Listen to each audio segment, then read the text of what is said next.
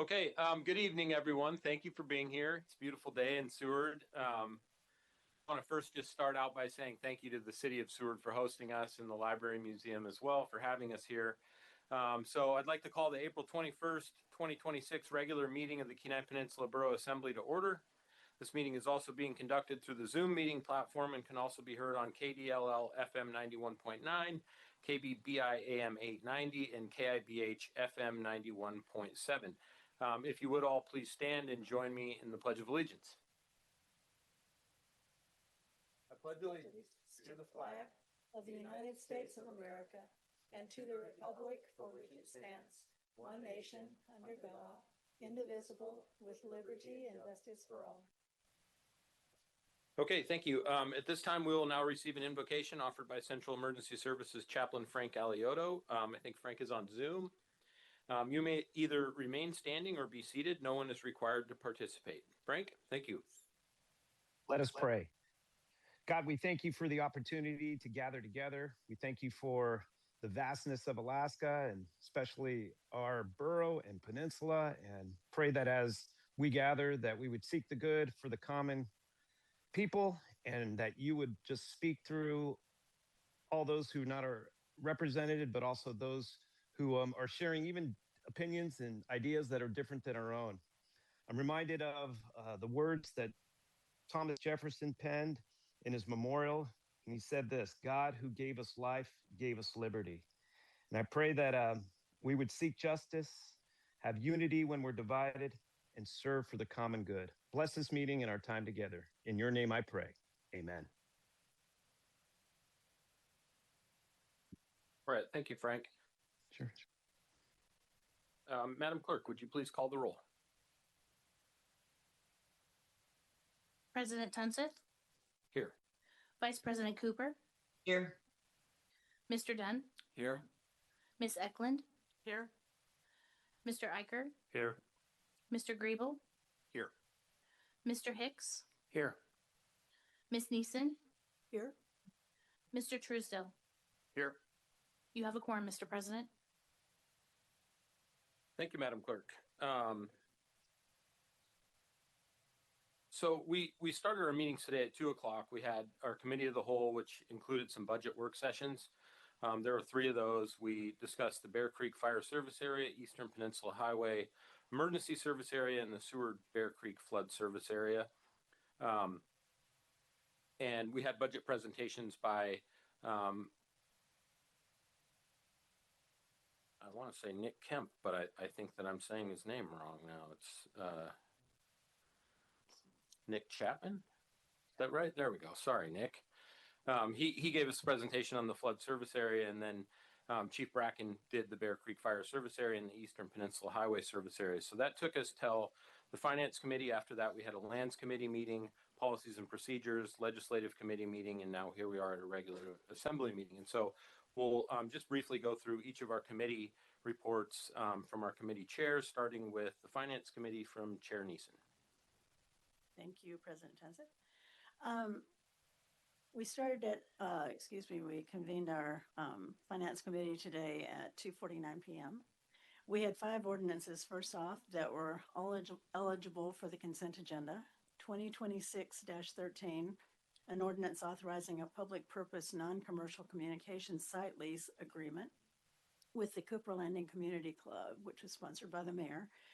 This was a public purpose satellite communications site that's been servicing Cooper Landing since 1981, providing news, weather, and other TV programming. A 2025 public inquiry indicated that there's still enough use to warrant continuation of the site.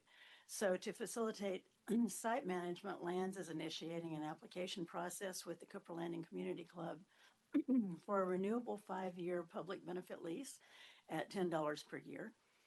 The Advisory Planning Commission and Planning Commission both unanimously approved. The second item was 2025-1934, an ordinance appropriating supplemental funds from the general fund and authorizing the maintenance department to redirect funds previously appropriated for the Nanilchik School Septic Replacement Project to the Nikiski North Star School Septic Replacement Project. This was sponsored by the mayor. Nanilchik School septic repair, which was originally funded for $200,000, is substantially complete with $112,565.66 remaining unspent. Since these funds are no longer needed for Nanilchik, they'll be transferred along with $143,435 from the general fund to be used for Nikiski North Star Elementary septic system replacement, which needs to be done now. Item 3 was 2025-19-35, an ordinance amending the records micrographic technician job descriptions and appropriating necessary funds for the positions. This was brought by President Tunseth at the request of the Borough Clerk. This will reclassify one existing records micrographics technician position to a lead records micrographics technician and upgrade the classification. This working lead position is not supervisory, but the updates recognize the technical complexity of the records work and will provide for staff development. Item 4 was 2025-1936, an ordinance appropriating funds for reimbursement of costs for replacement of the fire alarm system for the Kenai Health Center, sponsored by the mayor. This is to reimburse CPH $42,925 for a new fire alarm system for Kenai Health Center, which is a facility that's owned by the Kenai Peninsula Borough. The old system was past its useful life and was replaced due to potential life and safety concerns, and we're reimbursing that. Item 5 is 2025-1937, an ordinance accepting and appropriating grant funds from the Alaska Department of Natural Resources Volunteer Fire Capacity Program on behalf of Bear Creek Fire, Kachemak Emergency, Nikiski Fire, and Western Emergency Service Areas, sponsored by the mayor. These 4 service areas will use grant funds to increase firefighter safety and improve firefighting capability for both wildland and structure protection. Under new business, we reviewed a resolution 2026-022. This is eligible for the consent agenda. It's a resolution approving 27 unincorporated communities for participation in the state's fiscal year 2027 Community Assistance Program, the CAP grant program, sponsored by the mayor. This is eligible for the consent agenda. The resolution will recognize 27 unincorporated communities and entities eligible to participate in the fiscal year 2027 CAP grant program, which will be submitted with Kenai Peninsula Borough's application to the state of Alaska. CAP grants are used, of course, for community benefit. Ridgeway and Tyonek entities are yet to be identified for that. Under ordinances for introduction, we had 2026-14, an ordinance authorizing a communications site lease agreement with GCI Communications Corporation in Beluga.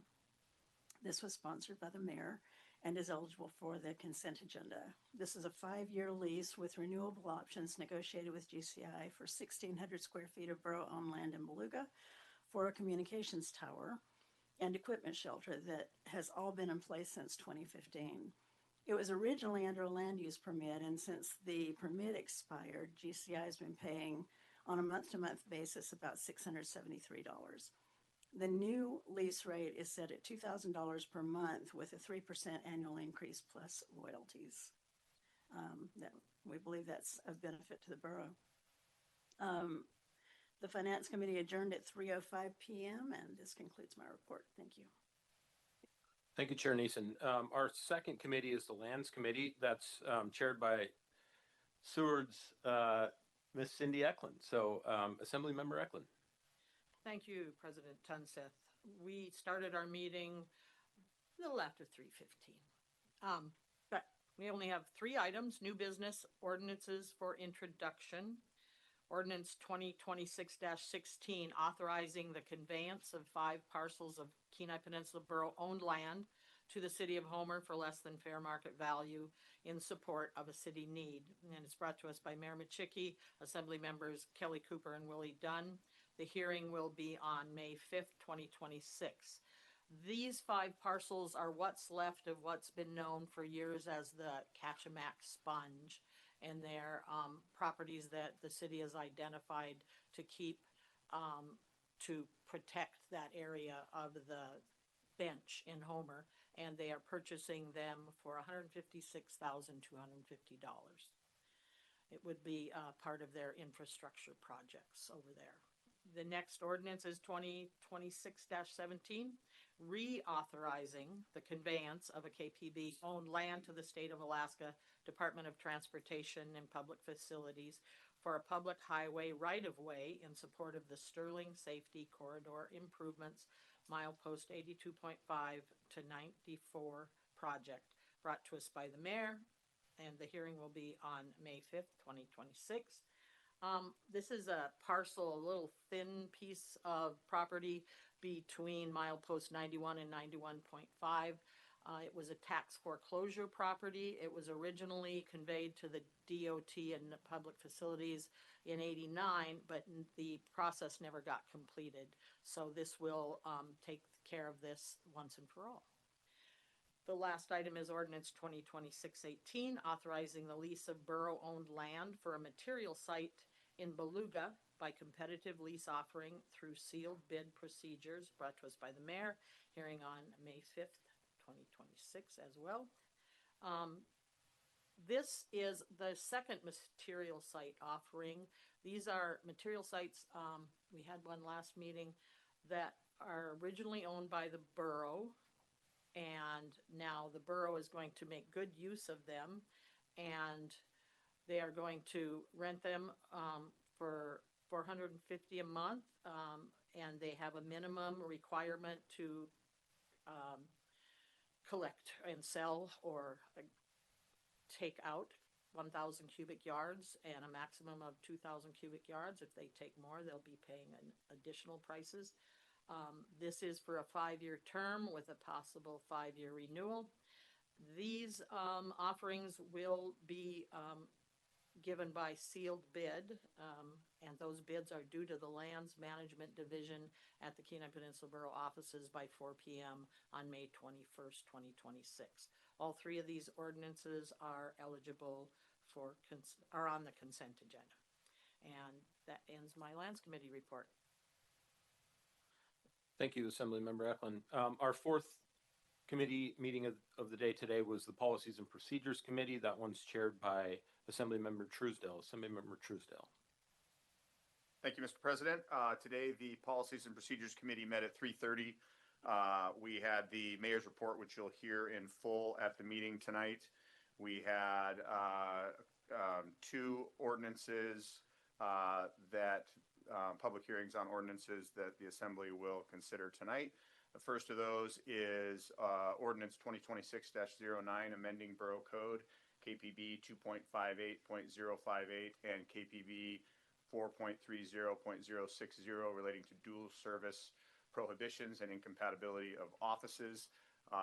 This is an ordinance that combines 2 codes. It keeps strong safeguards against conflicts of interest and incompatible roles, but removes the 1-year hiring ban on former Assembly members. We also had Ordinance 2026-12, amending Borough Code KPB Chapter 2.60 to establish the Department of Public Safety, Communications, and sunset the Advisory Board. This ordinance formally recognizes the Soldotna 911 Dispatch Center as its own department under direct mayoral oversight, and it does dissolve the Advisory Board. We had a couple things in new business. Resolution 2026-021, approving an automatic aid agreement and operation plan between the Kenai Peninsula Borough and the City of Kenai on behalf of the Central Emergency Services Area, the Nikiski Fire Service Area, and the Kenai Fire Department. This is a renewal of an important mutual aid agreement that ensures seamless automatic assistance between Central Emergency Services, Nikiski Fire Services, and the Kenai Fire Department. It formalizes continued cooperation between those entities. That is eligible or on our consent agenda tonight. Also had an ordinance for introduction, Ordinance 2026-20, amending KPB 5.18.200 and KPB 5.18.430, relating to borough sales tax to increase the maximum amount of a sale subject to borough sales tax up to 1,000, and to exempt a class of residential rentals subject to voter approval. This would be an increase in how much of a transaction is taxable from 500 to 1,000. It also creates an exemption that would remove borough sales tax from long-term rentals over 30 days. This would ultimately depend on the voters in November 2026. And we concluded the Policies and Procedures Committee at 3:54. Thank you. Thank you, Assemblymember Truesdale. Our fifth and final committee meeting of the day was our Legislative Committee. That's chaired by Assemblymember Dunn. Assemblymember Dunn. Thanks, Mr. President. Legislative Committee convened at 3:55 this afternoon.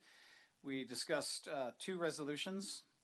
First was Resolution 2026-023, urging the state legislature to pass House Bill 374 relating to the base student allocation. So House Bill 374 was introduced in the State of Alaska House by the Education Committee, and it is a really simple one-line bill that would raise the existing base student allocation from $6,660 by $630 to a $7,290 amount. There was quite a few questions and a fair bit of discussion about this resolution. There were some questions wondering if it was premature to introduce this, depending on the status of the bill in the legislature. Kind of general agreement that the state foundation formula needs some work, that it's broken, and that the BSA has eroded over years with inflation, and that it needs some form of escalation, but some disagreement over whether this was the right avenue or not. Even though the BSA has been, it was bumped up last year, and legislators have been saying it's very unlikely this year, but this resolution would be just a resolution in support of that concept. And there was discussion over whether that would be pulled from the consent agenda, so we might hear more about that later this evening. Then we also had Resolution 2026-024, urging the State Senate to pass House Bill 101, raising the age of consent to 18 years old. Another bill in the state legislature. This is a House bill by Representative Andrew Gray, who introduced that, and it passed the House unanimously last year, and was transferred to the Senate, has been stalled in the Senate Judiciary Committee for the entire session. And we also had discussion on this just recently, just a few days ago. That language from that bill was rolled into an omnibus crime bill, Senate Judiciary Committee substitute for House Bill 239, which includes a lot of other items in it. And so apparently the House Bill 101 is still possible to be considered on its own, raising the age of consent from 16 to 18. And all assembly members and the mayor requested to be signed on as co-sponsors for that. There is a potential amendment in your packet, and discussions with Assemblymember Eicher that there may be some changes to that language, or it may not be introduced at all. So we'll see how that goes. So those were the two resolutions that we discussed, and we convened at 4:15 p.m. Thank you, Assemblymember Dunn. So at this time, I'd be looking for a motion to approve the agenda and the consent agenda. Assemblymember Neeson.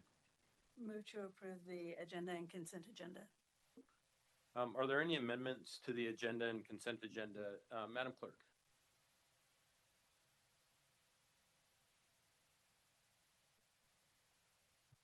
Thank you, Mr. President. Ordinance 2026-13 and Resolution 2026-021 were updated to include advisory board recommendations pursuant to KPB 2240-050F.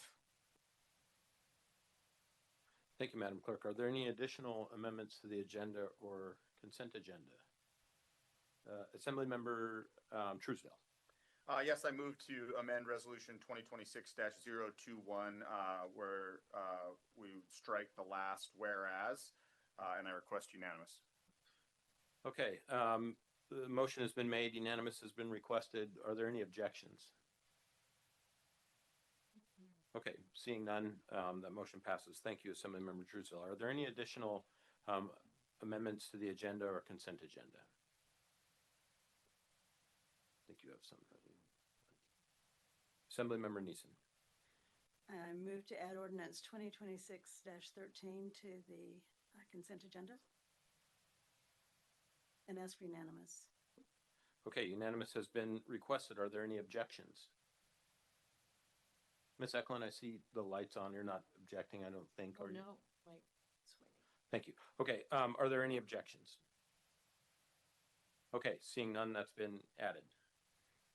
I move to add ordinance 2025-19-34 to the consent agenda and ask for unanimous. Okay, unanimous has been requested for ordinance 2025-19-34. Are there any objections? Okay, seeing none, that's been added. I move to add ordinance 2025-19-35 to the consent agenda and ask for unanimous. Okay, unanimous has been requested for ordinance 2025-19-35. Are there any objections? Okay, seeing none, that's been added.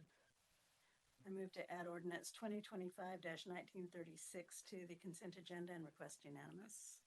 Okay, unanimous has been requested for ordinance 2025-19-36. Are there any objections? Okay, seeing none, that's been added. And I move to add ordinance 2025-1937 to the consent agenda and request unanimous. Okay, unanimous has been requested for ordinance 2025-19-37. Are there any objections? Okay, seeing none. Are there any additional amendments to the agenda or consent agenda? Assemblymember Eicher. Thank you, Mr. President. I would like to pull Resolution 2026-023, urging the state legislature to pass House Bill 374 relating to the base student allocation from the consent agenda, as well as ordinance 2026-20, amending KPB 5.18.200 and KPB 5.18430, relating to borough sales tax to increase the maximum amount of a sale subject to borough sales tax to $1,000 and to exempt the class of residential rentals subject to voter approval. Okay, those have been removed. They will we'll take those up at their regular place during the meeting. Are there any additional amendments to the agenda or consent agenda?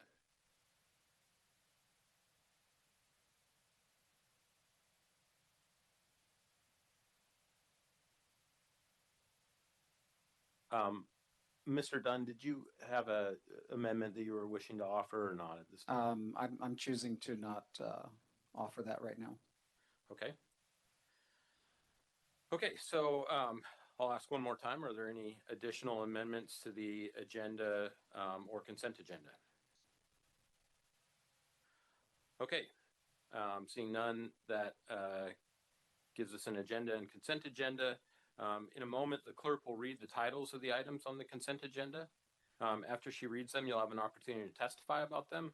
All items that stay on the consent agenda will be approved or set for public hearing, whichever is the case when the Assembly approves the agenda and consent agenda. Madam Clerk, could you please read the consent agenda? April 7th, 2026 regular Assembly meeting minutes. KPB 7616. A resolution commending the Seward High School cheerleaders 2026 Division II State Academic Award recipients, sponsored by Ms. Eklund.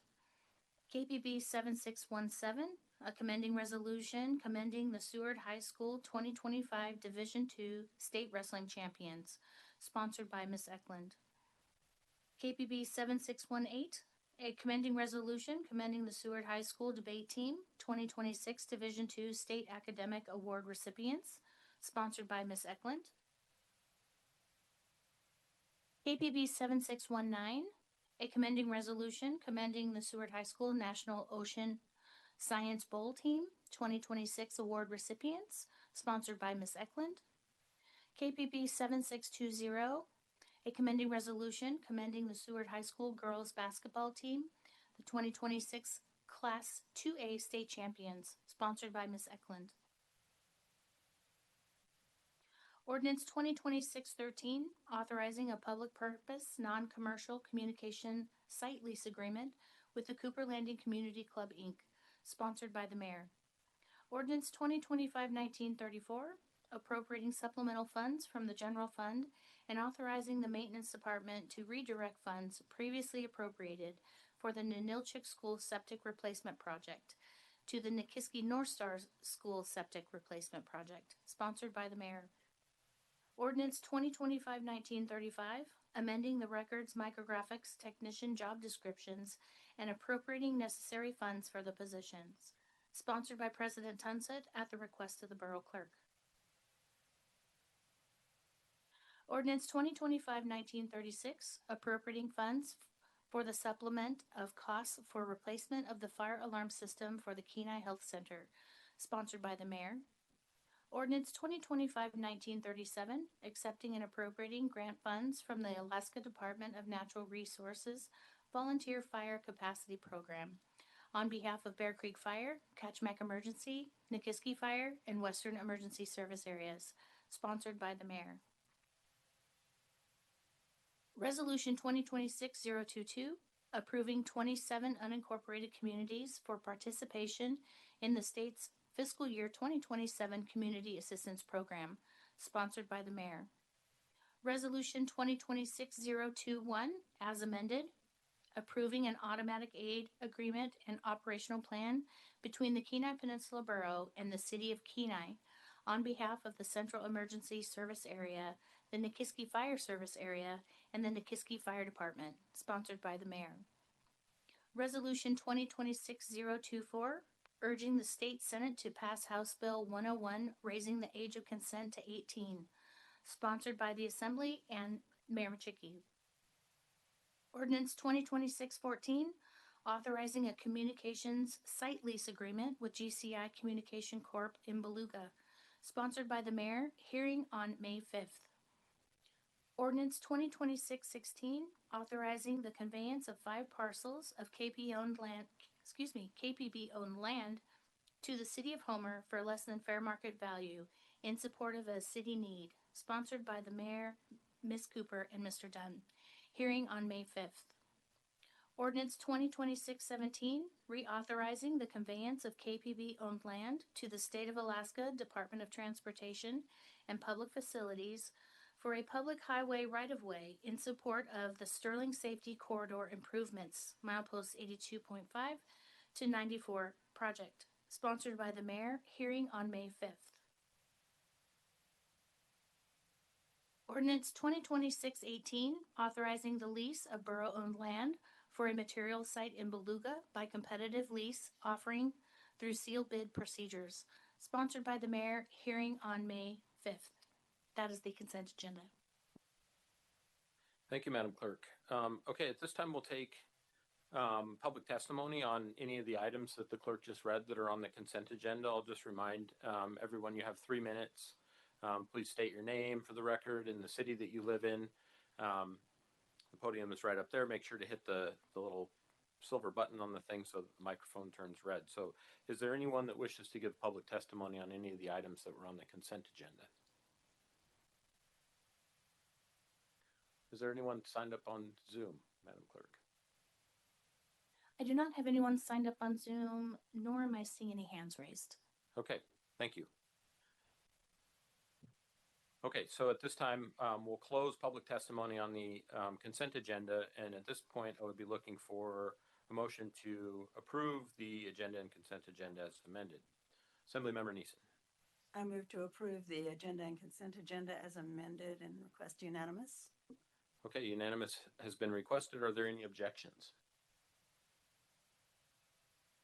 Okay, seeing none, the motion to approve the agenda and consent agenda as amended has passed. So that brings us next to commending resolutions and proclamations. We have one that was not on the consent agenda that's brought to us by Mayor Machicki. Mayor Machicki. Thank you, Mr. President. I don't know if there's anyone here from Seaview or Seward Safe Harbor. Okay, well, we'll take a quick photo when I hand you one of these when we're done.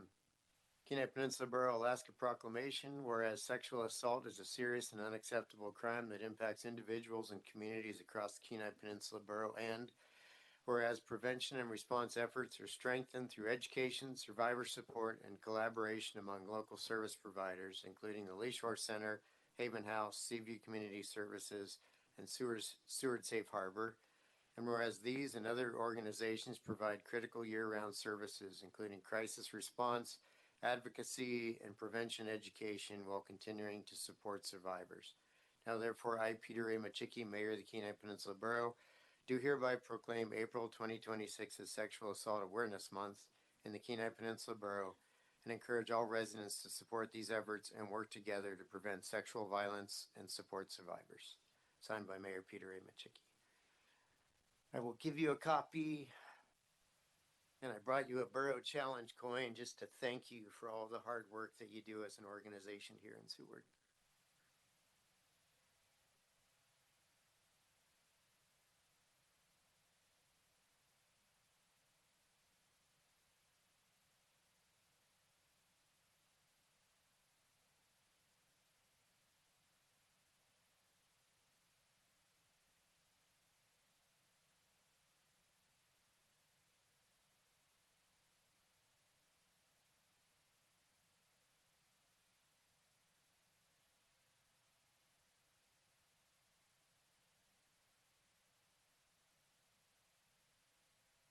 All right, thank you, Mayor, and thank you for bringing that forward. So at this point, this brings us to our presentations with prior notice. We have two tonight. They're 10 minutes each. Oh, I'm sorry. Did I skip something, Madam Clerk? Cindy has some commending resolutions to present to our team. Of course, they're on the consent agenda, but I'm skipping right over that part. Miss Eklund, I'm so sorry. I see all these kids that just walked in. I should have known something was up. Assemblymember Eklund.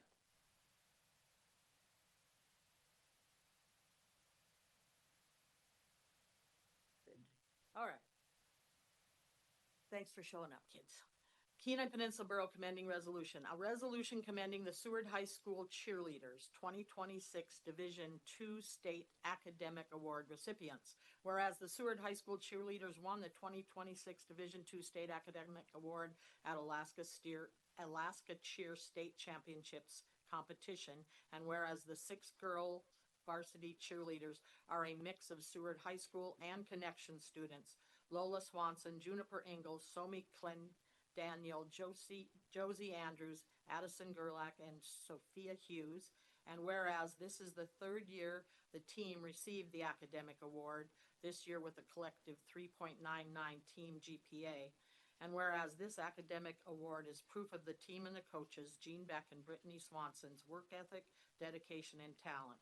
Now, therefore, be it resolved by the Assembly of the Kenai Peninsula Borough that the Kenai Peninsula Borough Assembly recognizes, commends, and congratulates the Seward High School cheerleaders for being the 2026 Division II State Academic Award recipients. Section 2, that a special certificate of achievement will be presented to each member of Seward High School varsity cheerleaders with the commendation of the Assembly, that a copy of this resolution be provided to Principal Henry Burns Jr. and Head Coach Jean Beck. Adopted by the Assembly of the Kenai Peninsula Borough this 21st day of April 2026, signed by myself, by Assembly President Ryan Tunseth, and Borough Clerk Michelle Turner. Okay, so are any of the cheerleaders here? Josie, Somi. There's Lola. Hope that. There.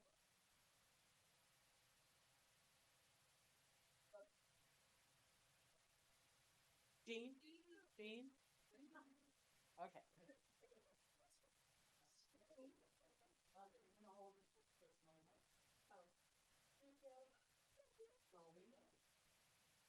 Josie. can take these two, one's for you and one's for.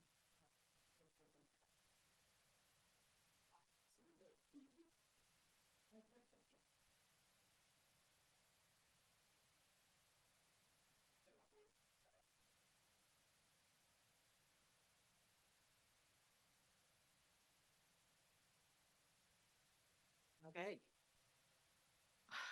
My next Kenai Peninsula Borough commending resolution is a resolution commending the Seward High School 2026 Division II State Wrestling Champions. I know that Sabina is Vegas wrestling because she is still winning awards. Is Ridge here? Okay. Well, I'll just make a couple of comments, or should I read the whole thing into the record? Clerk Turner? Okay. Whereas the Seward High School wrestling team won 2 individual first place titles in the 2026 Division II state tournament, and whereas junior Ridge Conant won his 3rd consecutive state title, next year he could be our first 4-time state champion.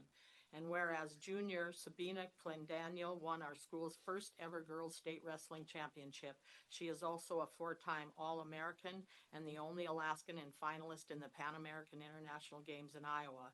And whereas these student athletes and their coaches, Brian Mullally and Nate Smith, exemplify tenacity, dedication, and talent. Now, therefore, be it resolved by the Assembly of the Borough of the Kenai Peninsula Borough, Section 1, that the Kenai Peninsula Borough Assembly recognizes, commends, and congratulates the Seward High School wrestlers Ridge Conant and Sabina Clendaniel as 2026 Division II state champions. Section 2, that a special certificate of achievement will be presented to each with the commendation of the Assembly. Section 3, that a copy of this resolution be provided to Principal Henry Burns Jr. and Head Coach Brian Mullally. Adopted by the Assembly of the Kenai Peninsula Borough this 21st day of April 2026, signed by myself, President Tunseth, and Borough Clerk Michelle Turner.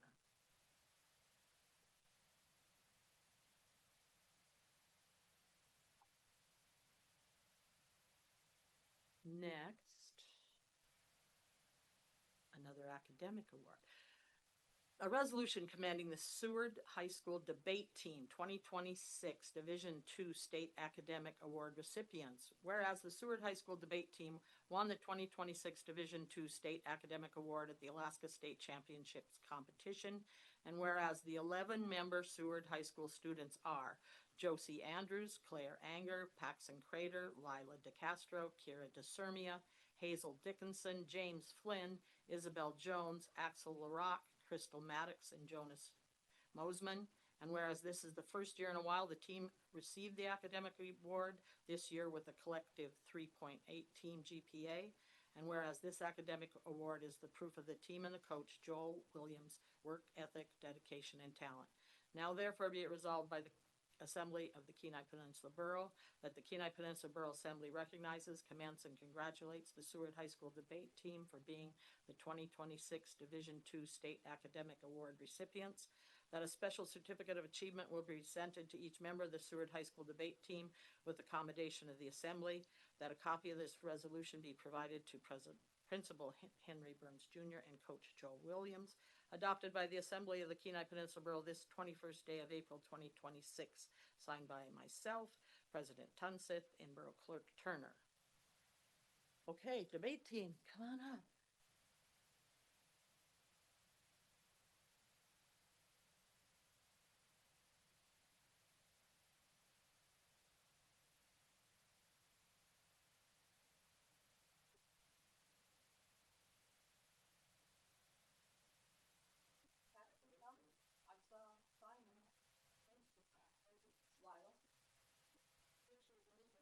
Kira, Hazel, James,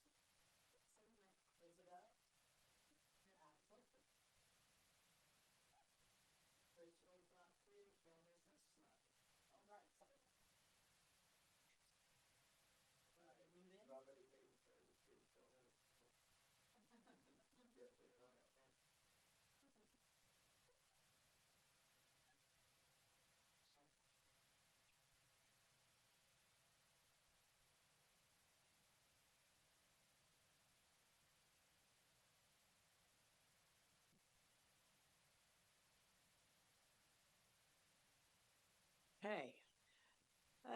Kenai Peninsula Borough commending resolution commending the Seward High School National Ocean Sciences Bowl team, the 2026 award recipients, whereas the Seward High School National Ocean Science Bowl team, Tropic of Answer, won the 2026 first place award for research paper and presentation at the Alaska Tsunami Bowl. And whereas the Alaska Tsunami Bowl is the state's regional competition for the National Ocean Science Bowl, a nationwide academic program focused on ocean science education. And whereas the 5-member Seward High School and Connection students are Kira DeSermia, Esme Wilder, Otto Nip, Maddie Hayes, and Emily Anger. And whereas the team met once a week and very much appreciated finally having a marine biology class through Kenai Peninsula College at the high school this year.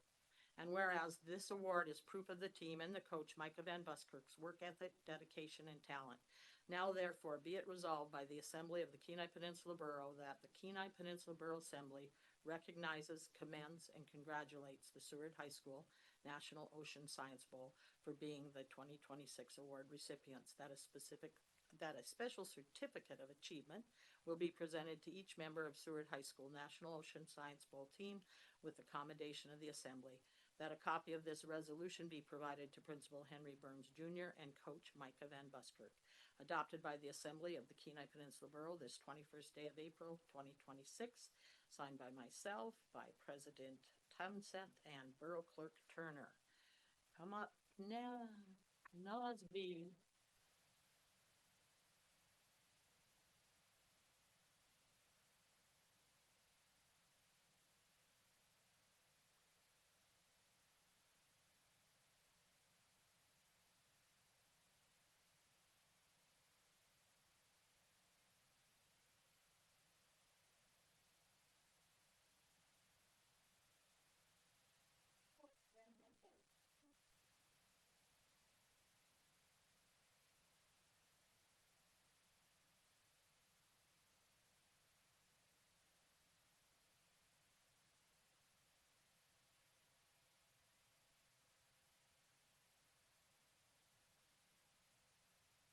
Okay.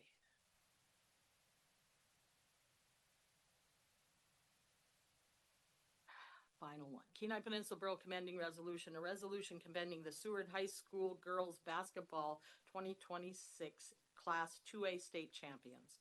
Whereas the Seward High School girls basketball team won the Class 2A state basketball championship for the second year in a row, a first for Seward High School girls team.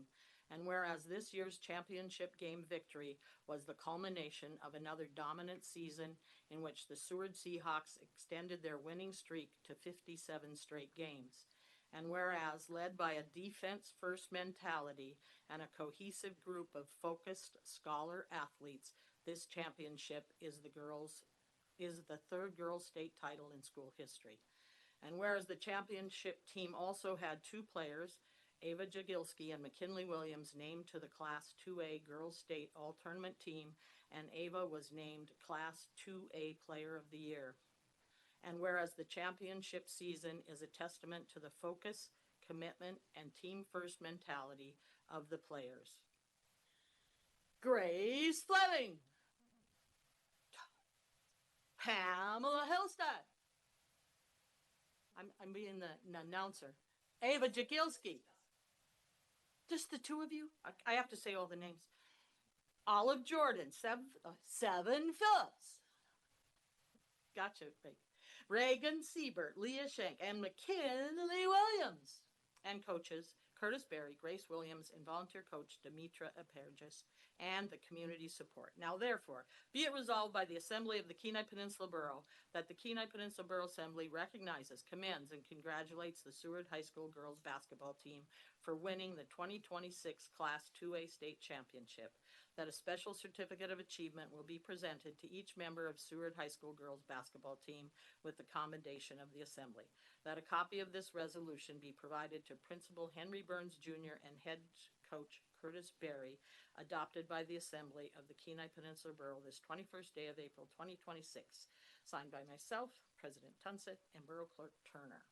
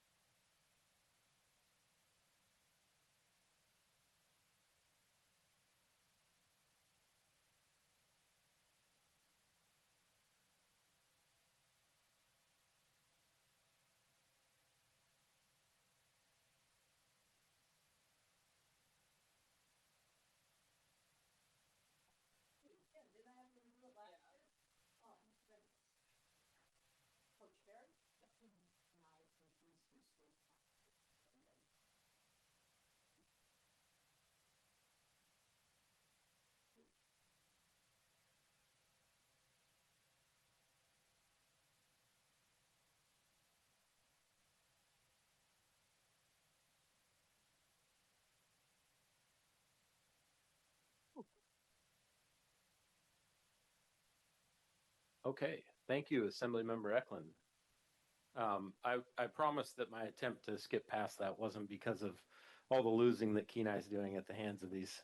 It really had nothing to do with that, I promise.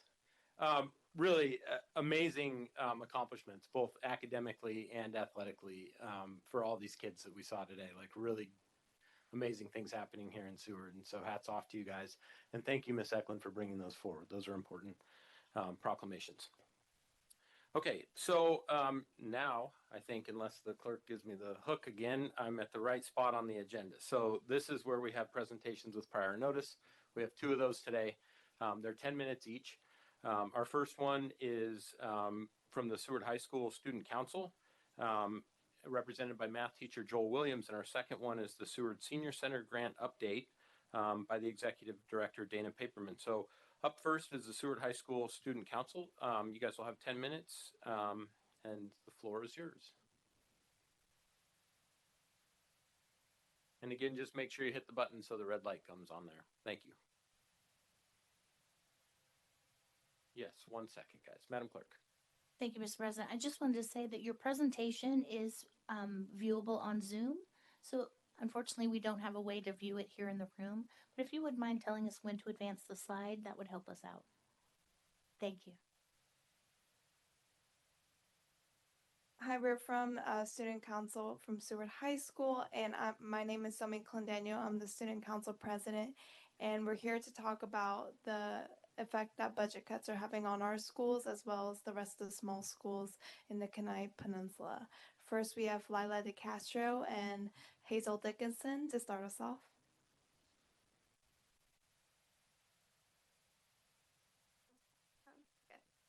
Before our other 3 topics are introduced, it's important that you understand the numbers behind our reasoning. First, I would like to reintroduce that our education funding cap is approximately $68.7 million. This number is set by the state of Alaska and is determined by the Kenai's real and assessed property value data. Currently, the mayor's initial proposed budget is only funding $57.6 million, which is 84% of the cap, $11 million short of what we could be funding, and $1.4 million less than what the Kenai Peninsula Borough School District thought that they were going to contribute. It is also important to note that the Kenai Peninsula Borough School District is $8.6 million short of its operating budget for the next school year. Now, Hazel Dickinson, the Seward High School 9th grade vice president, will explain how those numbers relate to each other. That missing, here I'm going to move that down a little bit. All right. That missing $11 million is not a small difference. It is enough to completely eliminate the district's current $8.6 million deficit and still leave additional funding available to the district. With it, the district can maintain stability and better support everybody who relies on it. These numbers show that the current funding level is not just a statistic, but something that directly shapes the quality of education and opportunities available to every student in the community. But what are those opportunities? Next, we have Kira DeSermia, the Seward High School 10th grade class president, to explain about the budget cuts and their effects. Good evening, members of the Assembly. My name is Kira DeSermia, and I'm here to speak about the KPBSD budget cuts under Scenario 1. On April 6th, the KPBSD Board of Education passed Budget Scenario 1 with serious cuts to the school district budget for next school year. But it's important to understand what that actually means for students. Under this plan, distance education will be eliminated, representing a cut of approximately $536,169. For many students, distance education is not just an alternative, it's how they access school in a way that works for them. Taking that away removes flexibility and limits opportunities for students who rely on non-traditional learning environments, which is significant in our small schools across the district. Curriculum funding will also be cut by 50%, or roughly $357,050. That means fewer updated textbooks, fewer resources, and less ability to keep our education current. In a world that's constantly changing, cutting curriculum means student learning is limited with outdated tools. Additionally, library aids will be eliminated, which is a reduction of about $718,595. That might sound like a small cut, but it has a big impact. Library aids help students find resources, support research, and keep one of the most important learning spaces in our schools functioning. Without them, students lose access to both guidance and materials. Middle college will also be reduced by 50%, which equates to $116,250. This program allows students to earn college credit while still in high school, saving money and getting ahead for their post-secondary goals. Cutting it in half limits access to one of the most valuable opportunities we have to prepare for the future and be able to compete with students on a national level. Altogether, these cuts total $1,728,064 and represent a significant loss of opportunity for students across the district. This isn't about cutting extras. These are programs and supports that help students succeed, stay engaged, and prepare for life after graduation. I urge you to consider the full impact of Scenario 1 and what it means for students across the Kenai Peninsula. Thank you. Next, Somi Clandaniel will introduce how these budget changes impact small schools through the borough. Imagine trying to succeed in school and build a better future without access to basic resources that make that possible. Hello, my name is Somi Clandaniel, and I'm the Student Council President of Seward High School, or as it soon may be known, Seward Middle High School. I'm here today to talk about the brutal, very serious impact of the projected $8 million revenue shortfall for the 2026-2027 school year. This doesn't just affect the numbers on a spreadsheet. It affects our students, our schools, our future, and our communities. The shortfall most severely impacts the 32 small schools across the district, including Seward, Nikiski, Ninilchik, Cooper Landing, and Hope. The three most damaging changes to the quality of education in these schools are the loss of distance education, the loss of library aids, and the 50% reduction in middle college funding, and more. Distance education allows students like me in small rural schools to take classes that would never be available within our buildings. Without distance education, students are stripped of the opportunity to advance in their education, explore their passion, and properly prepare for post-secondary opportunities, which high school is supposed to do. Without library aids, students would be limited in their access to books. Dual enrollment students will no longer have a space in which they can study and receive research instructions.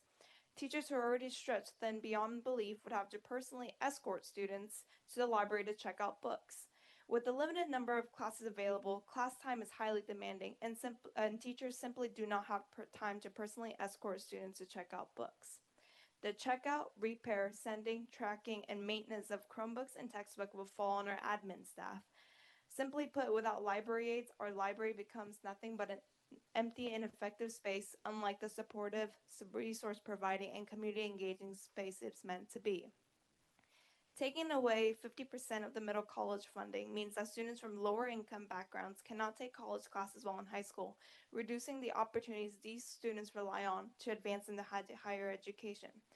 As a student in the foster system planning to attend university in the fall as a pre-med student, I can tell you that without the education I have received through the funding that has been provided to me, I would never have been able to afford to take higher level classes, which has allowed me to move forward with my dream and driven me further in my passion. Taking this vital funding away is like telling students, hey, since you came from nothing, you can remain as nothing. Students are unable to move forward in their education and lives.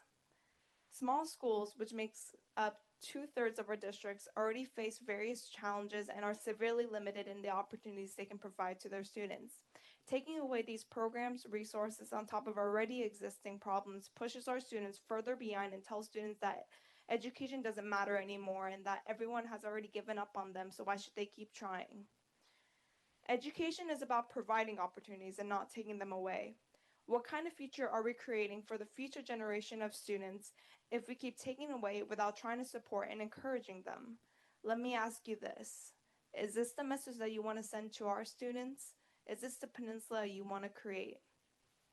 Next, we have 11th grader Axel LaRock to discuss how we can work towards improving this pressing situation we are facing in the upcoming year. Thank you, Somi. Well, my name is Axel LaRock, and I am the Student Council Vice President. Good evening, Mayor and Borough Assembly. I would like to leave you with something simple yet important. Currently, the Kenai Peninsula School District is facing real challenges which affect real students. Like previously stated, we are looking at millions of dollars in budget deficits caused by rising costs and state funding unable to keep up. Across Alaska, schools are still underfunded by even up to $1,000 per student, opposed to what funding should be if we kept it up with inflation. Those are not just numbers. These are our classrooms. This means fewer teachers with increasing class sizes, fewer programs and opportunities for students, and we are seeing this impact in real time. Seward Middle School was just closed and is being forced to combine with Seward High School. But here's my point. Our schools are not just barren buildings. They are the literal foundation of our community. These schools shape our future workforce, they shape our economy and our community. Investment in education should not be a second thought, it should be your first thought when making financial decisions. We cannot expect strong student outcomes if the systems that support them continue to be underfunded. When the state does not raise the BSA to match inflation, funding to the cap becomes critical to support students, as well as restore confidence within our school district. We understand that there are challenges that you're facing, including changes in leadership and shifting budgets, but as decisions are made, we urge you to not just think long-term, but short-term as well, because these budget changes affect people's lives today. Please consider funding to the cap or the maximum you can, because funding our schools today means investing in outcomes tomorrow. Thank you.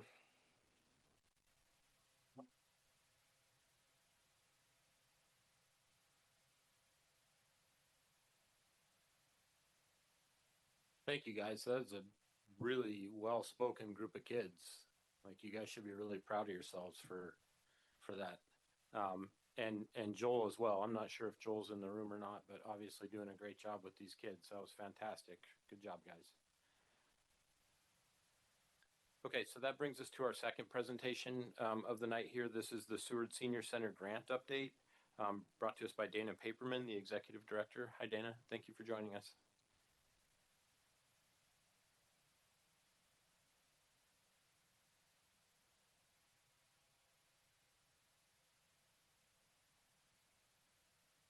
There we go. Good evening, Mayor Michke and Borough Assembly members. Welcome to Seward, a place of beauty and serenity. My name is Dana Paperman.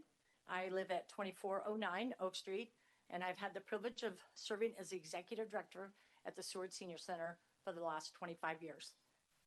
Our mission is to ensure honor, dignity, security, and independence for older Alaskans through support services that help maintain meaningful quality lives.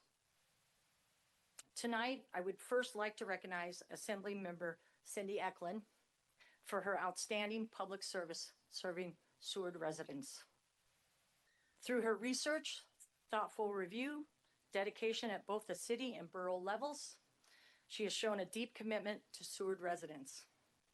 Her tireless energy extends beyond policy. She champions community elders and support school-age children who lack strong family support. She truly embodies what it means to be a public servant, and we thank her tonight.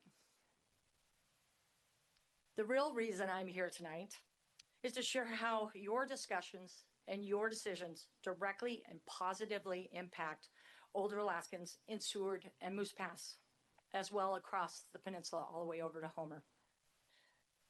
There's no out-migration of seniors from Seward. In fact, the population we serve has grown by 15% since 2021. This growth has increased our fiscal responsibilities and pushed us to diversify our revenue through community education about the value of Meals on Wheels and our full spectrum of senior services. In 2025, we delivered more than 6,000 meals to more than 26 older Alaskans that are homebound, all the way up to Moose Pass. We also serve more than 9,000 meals in our dining room, arguably the best view in town. This is made possible in part by the city partnership of an in-kind facility, including snow removal elevator service, and boiler maintenance, saving the center thousands of dollars annually. More than 30 volunteers help prepare and deliver meals, lead art classes, and support weekly music jams, education. Together, we create connection, creativity, and joy. For many, the Senior Center is a daily gathering place, something like high school, but with better food. Older Alaskans and the Senior Center are interdependent. Together, we build a healthy, inclusive community that values engagement across the ages. Seniors are also a vital part of our local economy, spending much of their income right here in Seward. For decades, seniors have relied on the center to meet their social, health, mobility, and nutritional needs. Yet today, many face rising costs in medical care, fuel, energy, food, costs that far outpace fixed incomes like Social Security. Some have even turned to return to work after retirement just to make ends meet. On any given day, our staff serve as advocates and are a critical part of the public safety network. We coordinate wellness checks with state troopers and local law enforcement when needed, and work closely with adult protective services to support vulnerable adults. The Senior Center is truly the cornerstone of services serving our older Alaskans here in Seward. We collaborate with organizations such as Medicare, Social Security, Meals on Wheels of America, and the National Council on Aging. Home and community-based services remain the most affordable and effective way to support our rural seniors, allowing them to age in place. Programs like Meals on Wheels and a congregate dining help seniors stay strong, balanced, and confident. Our partnerships are extensive and essential, ranging from healthcare providers to food security programs and community organizations.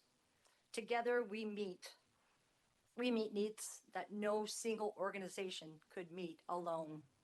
Our staff wear many hats: advocate, counselor, planner, sometimes simply a shoulder to lean on, or a tissue in a difficult time. We are built on a foundation of independence, integrity, and dignity. And we are often asked to do the impossible, to reach those on the margins, to support those without family, and to ensure that no one lives or dies alone. We take that responsibility seriously. And I encourage the Assembly to reflect on these stories. The decisions you make at the table shape lives in many ways you will never fully see. But I see it. I see it every day. I see the relief. I see the gratitude. And sometimes the last thread of hope is someone who just needs to know that they weren't alone. Let's make sure that thread never breaks. Thank you for listening.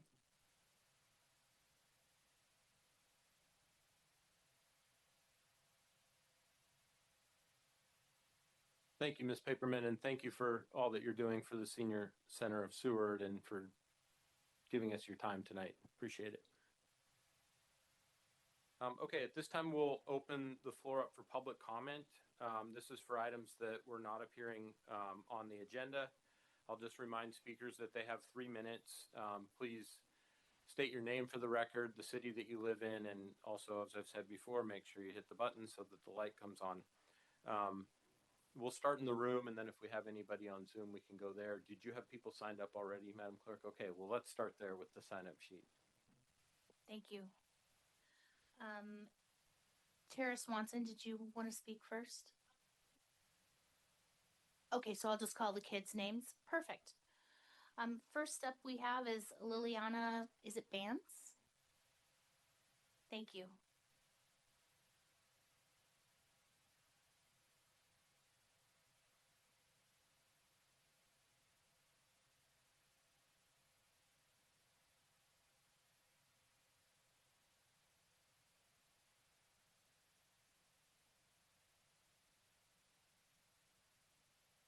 and make sure that that little button's pushed so the light's on. There you go. Hi, my name is Liliana Bianzi, and I'm a fifth grader at William H. Seward Elementary School. I feel outraged that our guidance counselor, Christy Jordan, is getting her funding cut. She is a very important person in my life and has made losing my dad much easier. She is one of the few adults that I would trust my life with. She helps my mental health and makes me feel safe. Thank you for your time.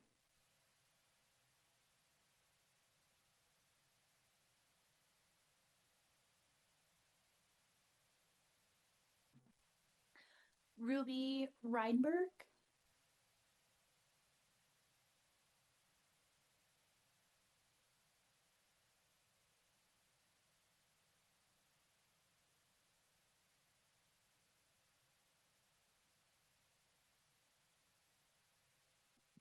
Hello, my name is Ruby Rydberg, and I'm a fifth grader at William H.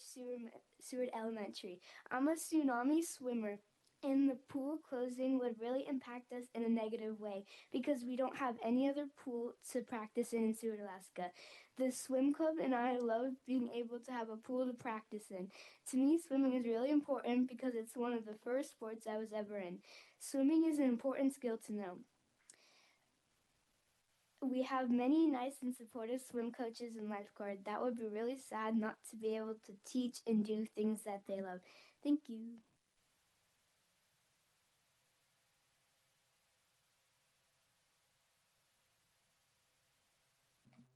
Iris Crocker.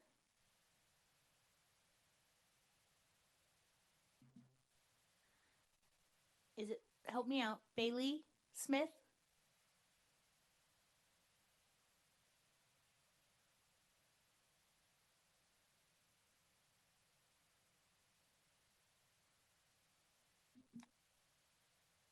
Hello, I'm Bailey Smith. I am from William H. Seward Elementary School.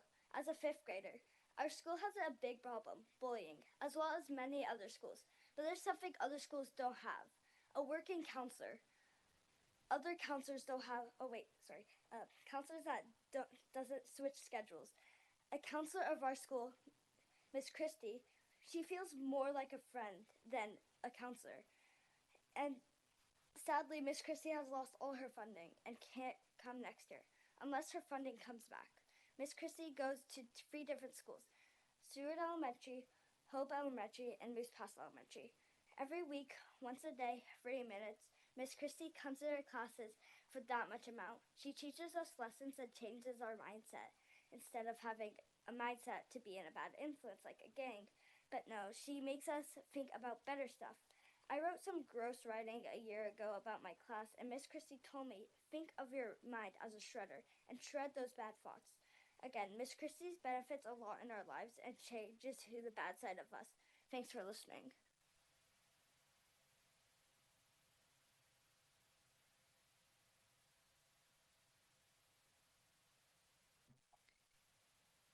Gideon Glasgow.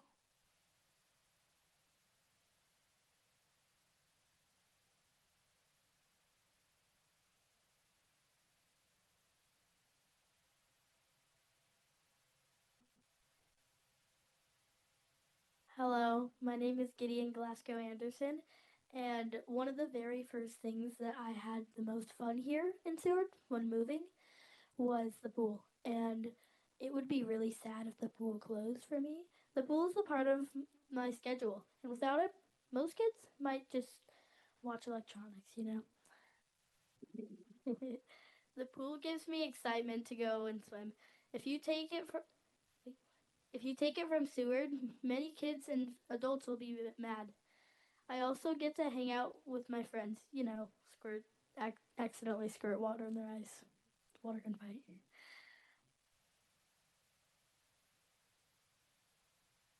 It gives me something to do after school, and I want to keep it. Thank you for your time.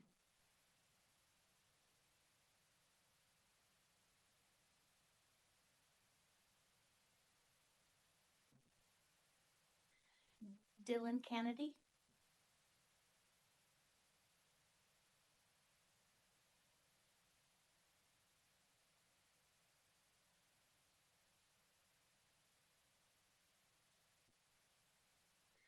Hello, my name is Dylan and I'm coming from Seward L. I have realized that Miss Christie will not be here next year unless we start funding more. Miss Christie is a counselor at Seward Elementary and she is a very trusted adult in the school. She will welcome you to her office to talk whenever she can. I think that she's such a kind, thoughtful human. We should fund the school so she can keep her position. Thank you for letting me speak.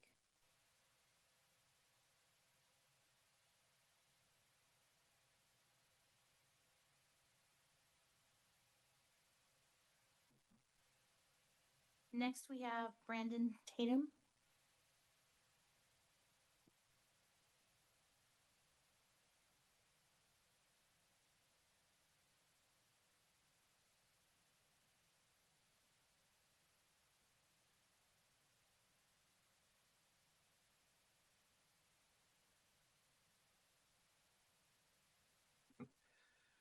Good evening, everyone. My name is Brandon Tatum. I live off of Old Exit Glacier Road in the Bear Creek Fire Service area.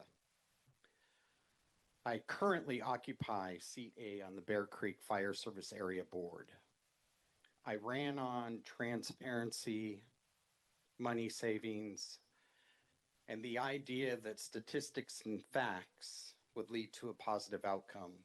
So I spent the last 4 months deep diving the Kenai Peninsula Borough budget, the Bear Creek Fire Service budget, and the operations of Bear Creek Fire Service.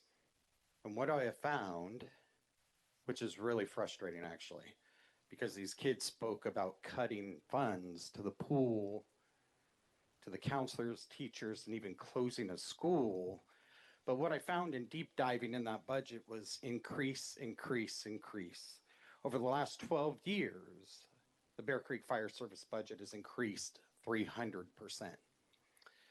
The Bear Creek Fire Service was started strictly via volunteers with apparatuses that did the job.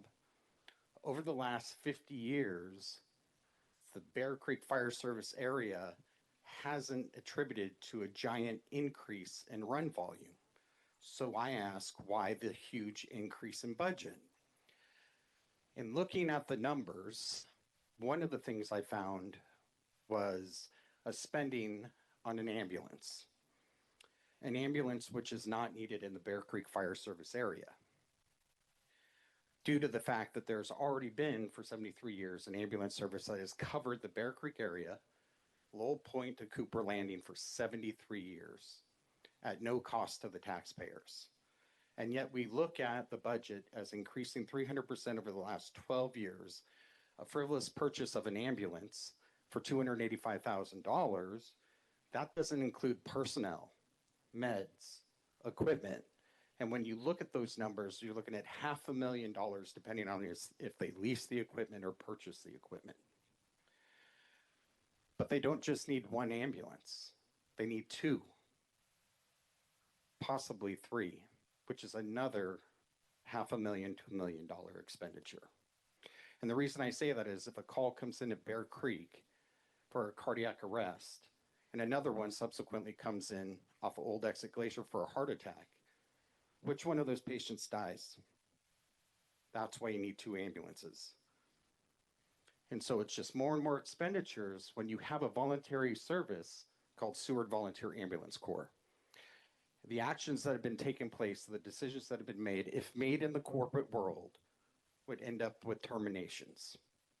I could go on and on and on about it, but I will yield my time at the end of the 3 minutes. And there it is. Thank you for listening.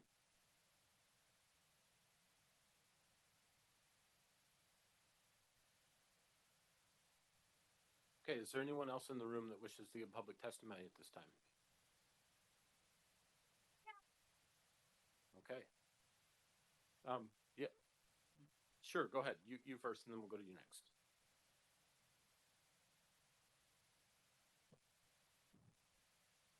Please commit additional funding to KPBSD for next year. I was extremely disheartened during the Borough Mayor's education presentation in Seward a few weeks ago. The number of times I heard "it's not my job, it's not our job" was unacceptable. as was the tone he took with his constituents. We all know education funding is a problem at the state level. Their legislature is actively working to fix this, and they have public support. With a change in governor this fall, they will succeed. However, this is months down the road, and we have children, as we heard tonight, in school now. Free public education isn't just a state responsibility. It's not just the borough's responsibility, it is all of our responsibility. This passing and moving the blame of not enough money to pay for education from school to school district to borough to state is not fair to our children. They are suffering now. Education is not a business. It is a human right. When we fail to fund education, we fail to provide for our children's fundamental human rights. And I'm not just speaking to my own children who are here, who are recognized tonight, or my neighbors. It is our responsibility to make sure all of our children are being educated, not just those whose families have the means to pay for it or who can homeschool. In fact, it is our responsibility to make sure that those children whose families cannot are cared for and protected the most. The Kenai Peninsula has been given a responsibility by the state of Alaska to fund education based on revenue collected through property tax. Whether this is fair or right or not is not the issue tonight. Funding education this way may not be sustainable, as the borough mayor has pointed out, in the long run, especially as we propose and vote in higher property tax exemptions and lower mill rates. But for now, for this year, for our students currently in our school buildings, this money has already been collected. Our schools are in crisis. The borough mayor blames the district. But the deficit the school district is facing is almost exactly what the state has said the borough needs to provide locally, fair or not. The school district has made their cuts, and we're being left with overworked staff and overcrowded classrooms. The Kenai Peninsula Borough can do something about this problem this year. The borough has the ability to ensure sizes do not go up again, to bring back library aides, to make sure our Seward Elementary doesn't lose our extraordinarily school counselor that we heard so much about tonight from those children. Especially now that we're losing our middle school, a decision the borough mayor said, and I quote, he would believe it when he sees it. Well, here it is. It's done. Please stop passing the buck. I work in Seward Elementary School. I have children go to school there, and I have children in Seward Middle and Seward High. I've absolutely never heard any staff member at any of those Seward schools say that it is not my job, it is not my responsibility. All you hear from them is that we will do what we can to make sure this happens for our students. Please, Borough Assembly, what can you do to make sure this happens for our students? Thank you for your testimony. And ma'am, what was your name? Thank you, Tara. Tara Crater, Seward, Alaska. Thank you for your testimony, Tara. Okay, you're next.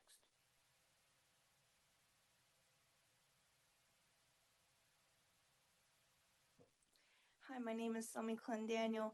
I'm the Student Council President, National Honor Society Vice President, and I'm also the varsity cheerleader at Seward High School. I spoke earlier today about how the budget cut is impacting all the small schools, including our Seward High School, but I wanted to talk a little bit more about how it's impacted me as a student. Well, I come from a very unstable family, but middle college has allowed me to pursue my education. I was raising my two little siblings by myself, and I would have never been able to advance in my education.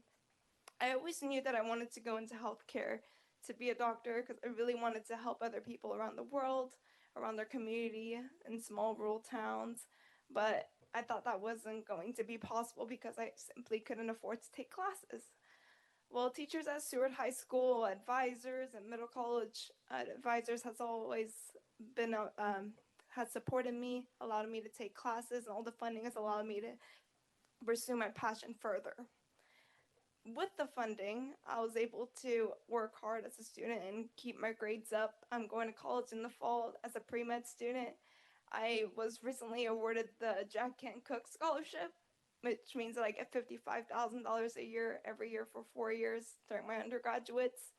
I have received over 30 credits in dual enrollment classes, and I'm on track with my education to keep going to become a doctor one day, hopefully.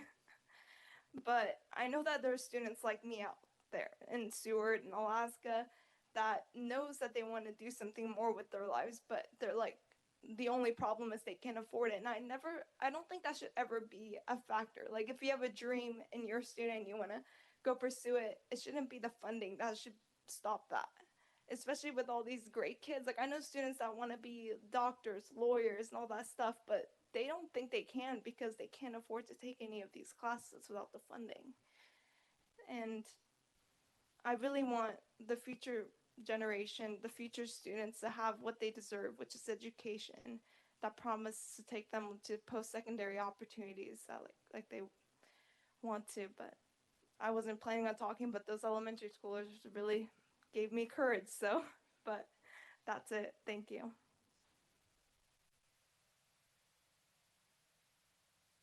Thank you, Somi, and congrats on the scholarship. I have no doubt that you'll end up getting where you want to go. Okay, I think we're coming close to the end of our 20 minutes. That's the end of it. Okay, so we do have a second opportunity for public comment that comes up later on the agenda, and we can take additional comments then. Okay, so that brings us next to the mayor's report. Mayor Minchicki. Thank you, Mr. President. I appreciate that. Couple things. Normally don't do this, but I'm going to. I noticed folks that said stuff left. I wish they didn't. The Bear Creek budget has not increased 300% in the last 12 years. It's doubled. And it doubled in only 6 years, the period before that. The bottom line is things cost money and inflation is real. It's a real thing. So I like when folks drop bombs. I have encountered in the past year. Bottom line is the Bear Creek community voted themselves into a service area. A service area exists and they can vote themselves out if they're dissatisfied with the way it's operating. They can put it on the ballot. 50% plus one could vote against the service area and they can take care of their fire service on their own. But they put themselves into a borough process which ensures their success. That's what we're running here. An ambulance was procured by Chief Beals, I think in 2011. Its replacement schedule was for 2022. Not a new thing. It's not a new thing. I know we talk about it every year. We do this every year. The folks that question the budget do not come in to talk to us about the budget. We'd love for them to, including folks at this table. So let's just talk apples to apples. But they do have that option. I want to make that perfectly clear. The public safety building was funded 75% from somewhere else. That pays off in 2033. That's the schedule for it. But other costs have increased. So hate going back on that. I feel like it's necessary. I have the numbers for the budget right here for the last, since 2000, the year 2000. I don't know who's feeding young people numbers. The young people were amazing, and I'm really glad they were here. I don't know where the 60 or the 57 number comes from. I don't know what they tell them. The not our job is we don't make the selections on how the KPBSD spends their money. Right? This is the Kenai Peninsula Borough Assembly. I'm the Kenai Peninsula Borough Mayor. There's something called the Kenai Peninsula Borough School District. We have an amazing board member right here that makes those decisions. No matter what happens, pools are not going back on the budget this year. I would just like for people to understand that. I don't know. I love having the young people in here. I wish they would have attended the community meeting because it actually laid out how it works, what we do, what they do. I'll take every job you give me, including that one, if you'd really like for me to. I love fixing stuff, but we need to talk about things honestly. I don't know what the preliminary budget numbers are. What we published was what 2.5% over last year was. Haven't seen my budget yet. So it's important. Truth's important. Accuracy is important. It's a good way to operate. So on my normal report, I want to introduce the folks that are here from the Kenai Peninsula Borough, because we got a large number of the team that came. Brandy Harbaugh is our finance director. Just wave. You don't have to say anything. Finance director extraordinaire, Sean Kelly, our KPB legal director. Eric Lervig is our acting solid waste director, new guy doing an amazing job. Robert Ruffner, just back from vacation. KPB planning director. Aaron Hughes, amazing human being. Our land manager. Chief Bracken, Bear Creek Fire Service area. Takes a lot of abuse, keeps on ticking. Heather Gear, KPB grants. Dana Canova, special projects and constituent relations in my office. Joe Rizzo, communications chair. John Hedges, projects and procurement director. We have an amazing team that works hard for you every day. Pardon? Where's Ben? Oh, I had Ben Hansen. It's a scratch at the bottom. Ben Hansen, our IT director. And I'm not going to introduce Michelle because Michelle doesn't report to me, but Michelle, you're amazing. We have a great team. I'm really proud of them. The borough team manages your budget to not negatively impact.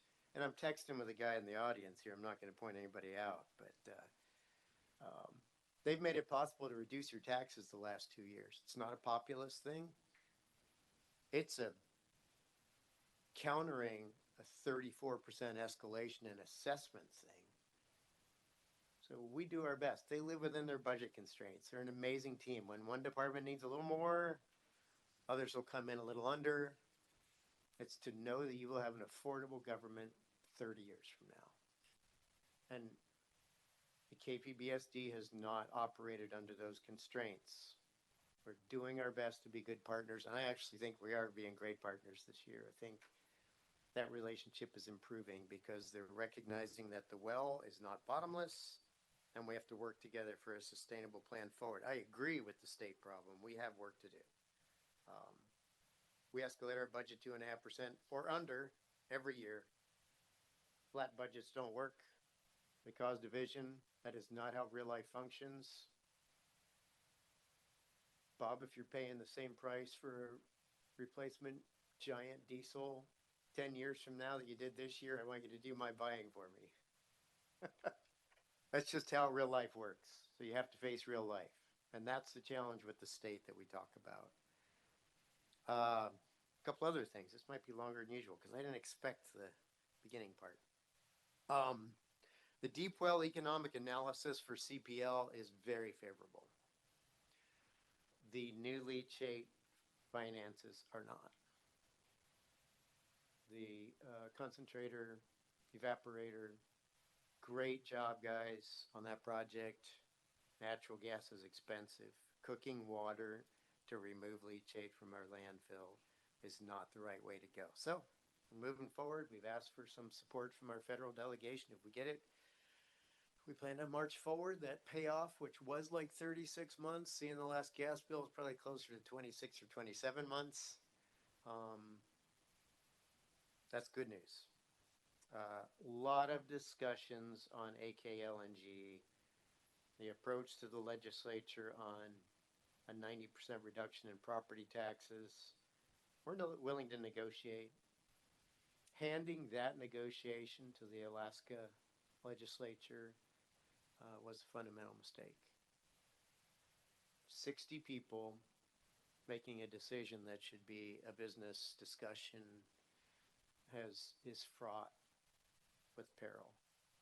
So I don't know, hope it comes back to what we usually do with Title 29 taxes and we negotiate a fair deal with someone developing in our borough. It affects all of us in a big way in this borough. Big way. So we'll keep up the good battle. I don't care when people say mean things about me fighting for my taxpayers. But as I've said, little old ladies in Nikiski, Alaska should not be subsidizing a giant global project. We have a couple of resignations. Eric Ellerton is resigning from the North Peninsula Rec Service Area. Please thank Eric for his excellent service through the years. Eric, the chief from Kisa, is going back to his grandkids in North Carolina. That's a nice story. We'll miss him very much. He's also done a good job. Other announcements coming. We have some great candidates for some of the other positions that we have open. I'd say we're doing pretty well. I think it looks like our retention is improved over when just a couple years back when everything was up in the air. But for those of you that are sitting here that are directors, I thank God for you every day. Every one of you are an amazing team, even the ones that, take a lot of vacations. We had a really interesting, so this is a fun thing when you're in public service because land management introduced a casual use ordinance, and we realized that we wanted to pull it back to meet with some stakeholders. The stakeholders, when I organize a meeting, I want to know who's going to be there. Usually I cancel them when extra people show up, especially when they're national organizations looking to kind of earn a paycheck about terrible things that government is doing to access to public land. Most of the people on my team are hunters, riders. We use public land all the time, and that was silly, but I think it's moving in the right direction. When you have a meeting with me, if you're bringing someone new, I need to know about it in advance. But it was fun. We gave them a little bit of a hard time, and I think they recognize that we mean what we say. We pulled it back, and we're getting back together to make sure that we have something that works for our stakeholders here in the borough. And I'm not really sure that I care what somebody in DC thinks about our plan, as long as our constituents are happy with it. Really good news on pools. We've met. I would say that pools that look very favorable right now are, and this is negotiating with community groups and other entities that want to support pools in their community. I would say that Homer, Kenai, and Seward look really good. Those discussions are coming together.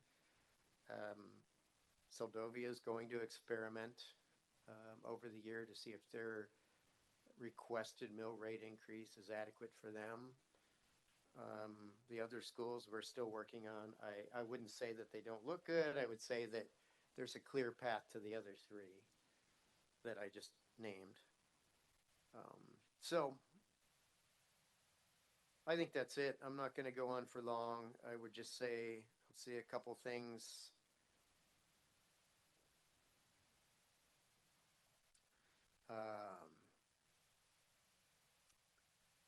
I think the number one issue on me right now that's the most taxing on my time is the AKLNG discussions. And I think I've clarified that this discussion should have taken place last summer when it was identified that they wanted to talk about property tax relief. I think they held out thinking they would get an easy deal through the legislature. If anyone took a look at the Senate resources changes to that bill, they would know that they're not having an easy time. It was just a poor strategy. Title 29 should stay with our community, and we will negotiate a fair deal. That would be good for the entire Kenai Peninsula Borough. But it's very taxing during budget season when we have a lot of other things going on. And every municipality is in the same condition. We're small. We don't have a lot of staff hanging around. They can, especially people with a deep understanding of global energy projects. I mean, they don't grow on trees in places like the Matsu Valley or the Denali Borough and places like that. It's just not how it works. Last thing, there's been 3 mid to large school closures Seward Middle, Tustamina, and Sterling, we will be meeting with those communities to determine land management, and our team will be meeting with communities to look at what that kind of looks like for those spaces going forward. We've heard a lot of interest in some, not so much in others, but these facilities belong to the people of the Kenai Peninsula Borough, just like the pools do. And we'll have some honest and open discussions with those communities to determine the best fit as we move forward, and the best way for the borough to manage costs. For those of you that don't know, once they're no longer in service as a school, it slides over to our ledger. So we're looking for creative ways to manage that and still get appropriate use out of those buildings for the ones that should remain standing and are not in ill repair. So that's all I have, unless you have questions. Thank you. Thank you, Mayor, for the detailed report. I also appreciate, you're always recognizing your staff, and I appreciate that. My interactions with your staff has been amazing as well. I think you guys are doing a fantastic job. I would echo everything Peter said. It's been a joy to work with you guys. Every time that I've needed something, asked for something, it's provided and done so very respectfully. And so I really enjoyed working with all of you as well, and just echo what Peter said. I also wanted to just thank you for recognizing Ms. Van Buskirk for joining us tonight. I probably should have done that at the start. I know how hard it's been, the work that you've done on the school board. I've been following along, as I know most everybody here has. Been some very difficult decisions, and you've done a great job. So thank you for joining us as well, and thank you for your service to the school board. Also appreciate the updates on just the continuing operation of the landfill. It's always kind of been something that I've known that is going to be really expensive and we have to deal with, and that, you have a plan for that and you're taking that head on. And so I really appreciate that. I'll just stop there. Are there any questions for the mayor from the assembly? Okay, seeing none, and thank you too, Ben. Appreciate it.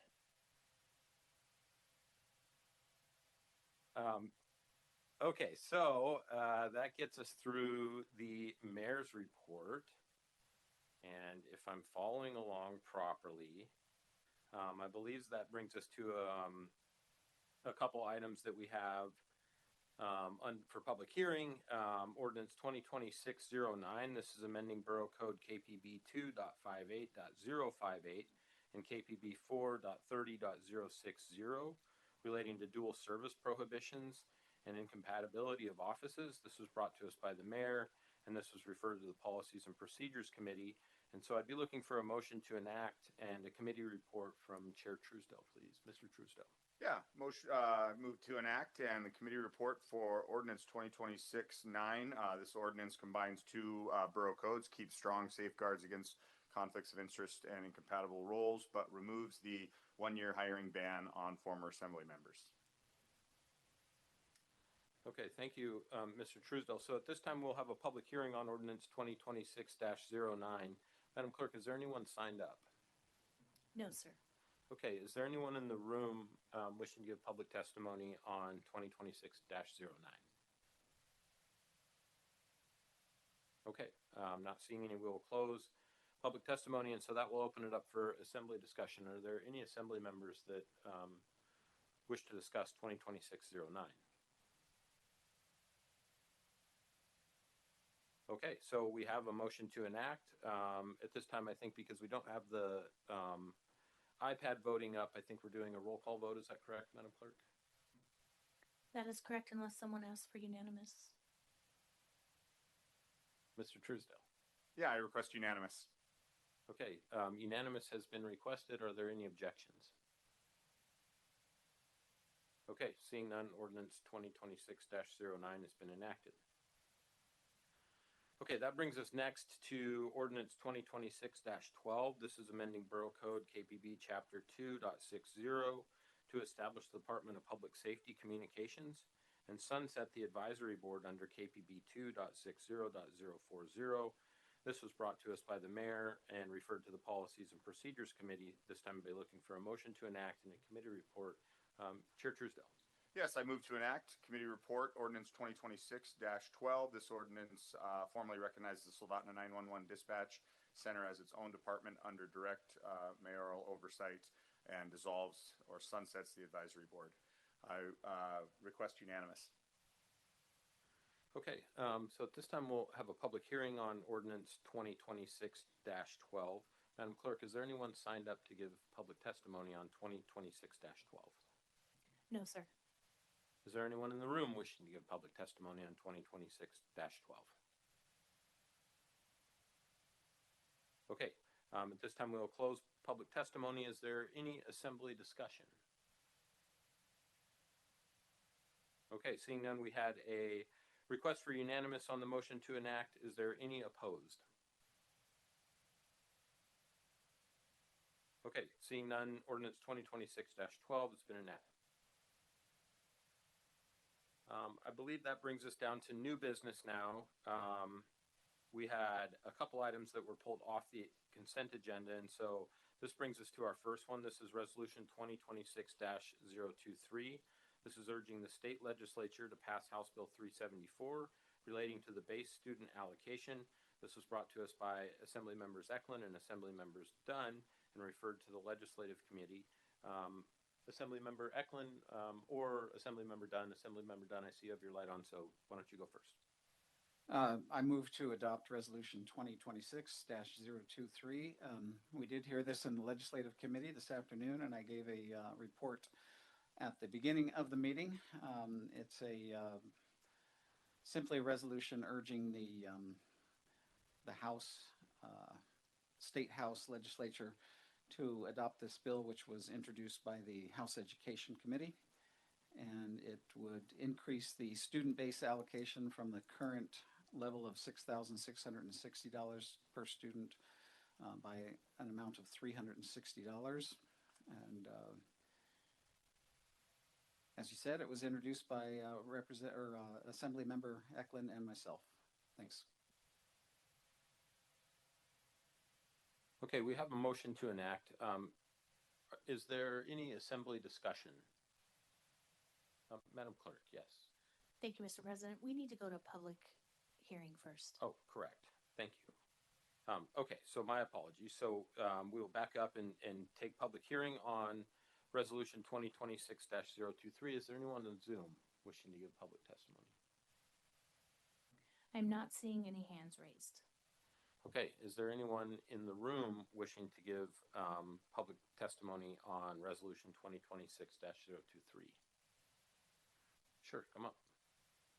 Again, please state your name, the city you live in, and make sure that the red light is on.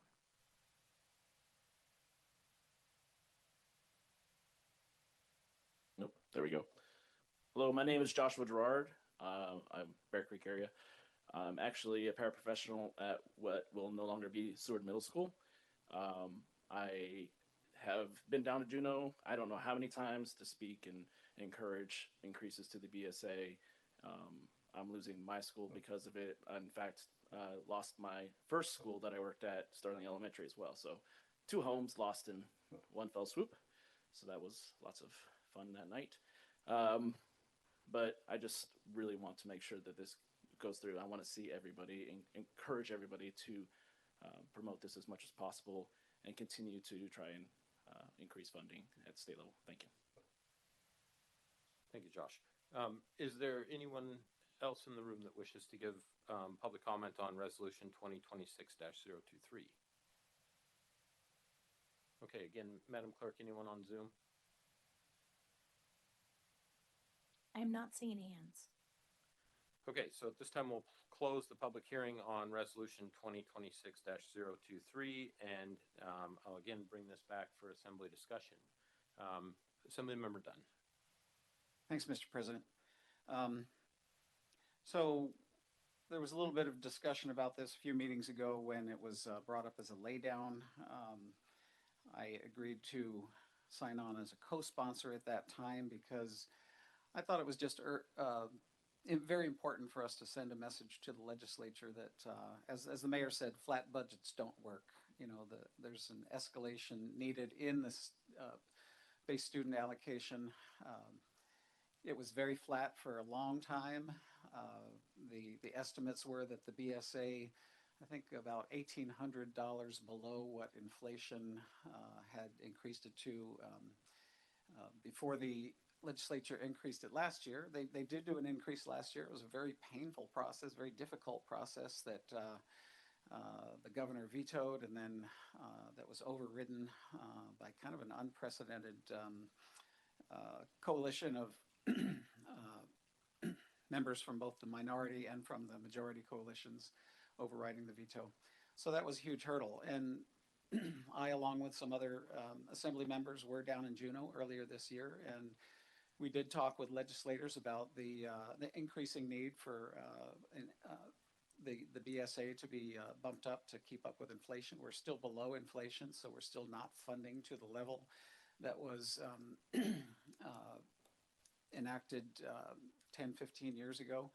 So we're not keeping up with the costs, and we're seeing the results. You know, we're seeing school closures, we're seeing staff laid off, we're seeing increased pupil-teacher ratios, and it's heartbreaking.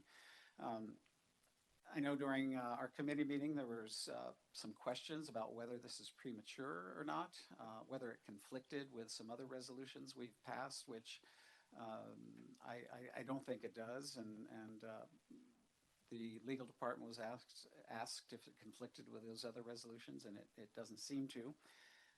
I think this is just, you know, whether it passes the state legislature or not this year, I think it just is a show of support for students, support for education, that we're asking the legislature to increase the base student allocation to an acceptable level.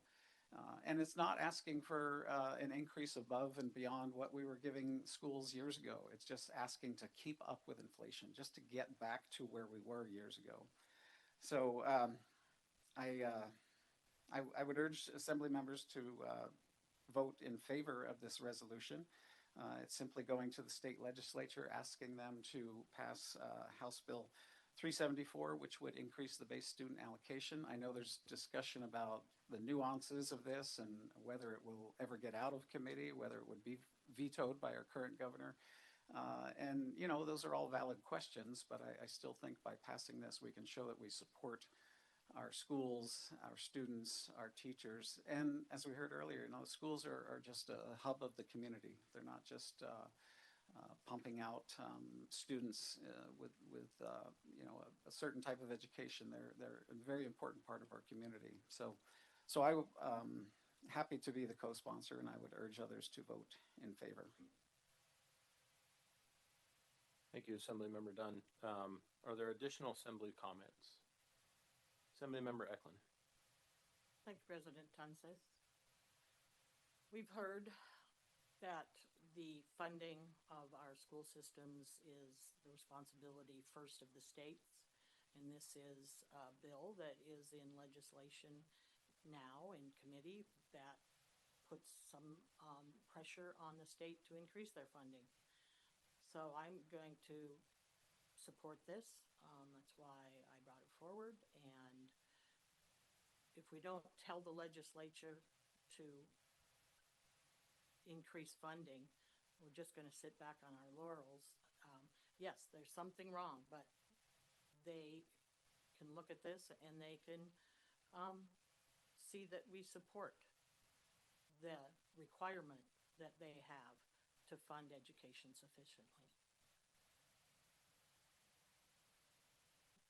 Thank you, Assemblymember Eklund. Assemblymember Truesdale. Yes, I was torn on this. I spent a lot of time thinking about this because of it does feel a little bit like a conflict from our other resolutions. We said specifically in one of them that we weren't asking for an increase in funding, and I also don't want to just be a group that sends stuff down to the legislature over and over and over and over again. I want what we send to mean something, and that's why I battled with this. Ultimately, I do support a base student allocation raise, and so I'll be supporting this tonight. Are there any additional comments from the Assembly? Assemblymember Neeson. Thank you. I spoke up in committee earlier, and if you were here, you would have heard me say that I think we are premature in this particular one. I would be behind a base student allocation increase, but I do think there are formula issues that need to be worked out, and this also comes from our representative in Juneau, and this bill isn't out of committee. We don't know what's going to happen with it, so to get behind a particular bill without knowing how it really is going to end up, I think if we have any influence, we need to be careful how we mete it out. So I can't support this bill tonight, or this resolution. Thank you. Okay, Assembly Member Eicher. Thank you, Mr. President. I've spoken before earlier today as well about why I don't support this. A few things to think about. A couple meetings ago, we had a budget presentation by the school board. And we spoke a little bit about the lack of students, or the amount of students that we're losing. I just want to point out, so part of the problem is we're losing 3,500 students in the last number of years. Right now, this year, the state's funding is about 73 to 82 million, depending if you only count the foundation program and also the additional funding that the school gets from the state. I believe I'm correct on that. Which is roughly 9,000 per student. So if you lose 3,500 students, you're looking at roughly a $32 million hit, give or take, in formula-driven funding. So if you refuse to ask why these students left, where they went, what would bring them back, we just keep defaulting to the same answer, just ask for more money. And I think there will come a time when we will increase the BSA again. It's just not going to be this year.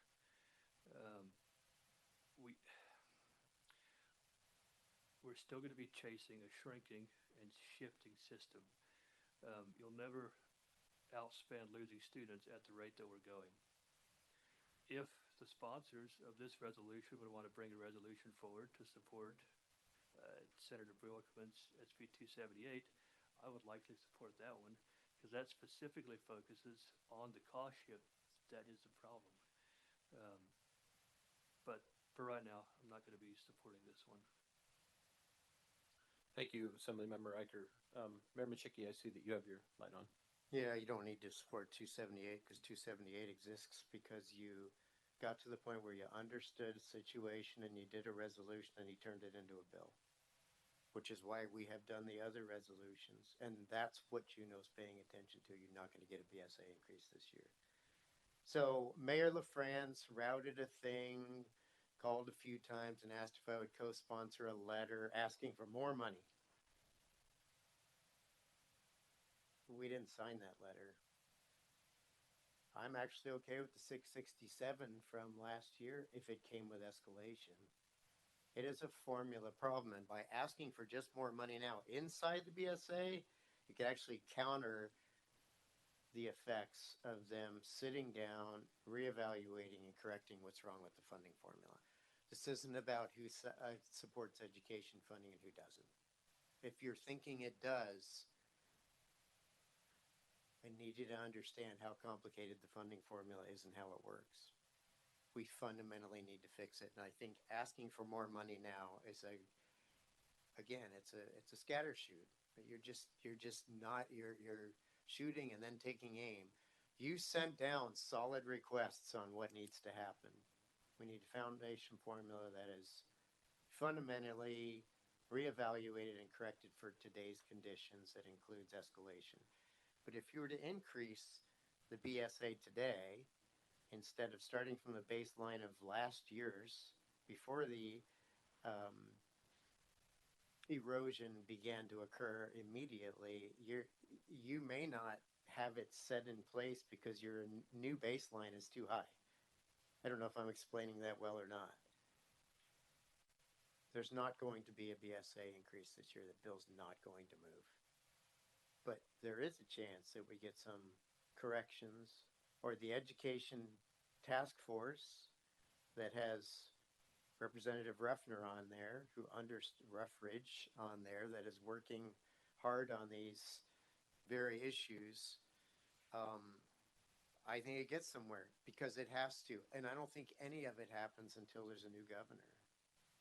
So I think this is working against ourselves, frankly. I don't support it. And it's not because I don't absolutely recognize the need for sustainable funding that meets the constitutional intent of the state's level of funding. Remember, our funding is statutory. Their funding is constitutional. That's broken. I don't want you to think that I have any negative feelings for folks that asking for a higher BSA this year is a positive thing. But the bottom line is, what I'd like to see is last year's BSA restored. We're in pretty good shape after that, frankly. And then be inflation protected in the future, like the Kenai Peninsula Borough's education funding is. I think this is working against ourselves on ultimately getting to the comprehensive solution that will eliminate the annual fight for adequate education funding from the state. Thank you, Mayor. Did we have Ms. Cooper on Zoom? Yes, sir. Ms. Cooper has her hand raised. Yes, go ahead, Ms. Cooper.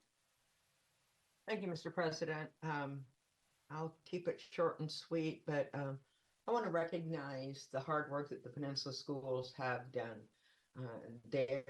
When I hear the noise throughout the state on how well we perform, our Peninsula schools perform really, really well.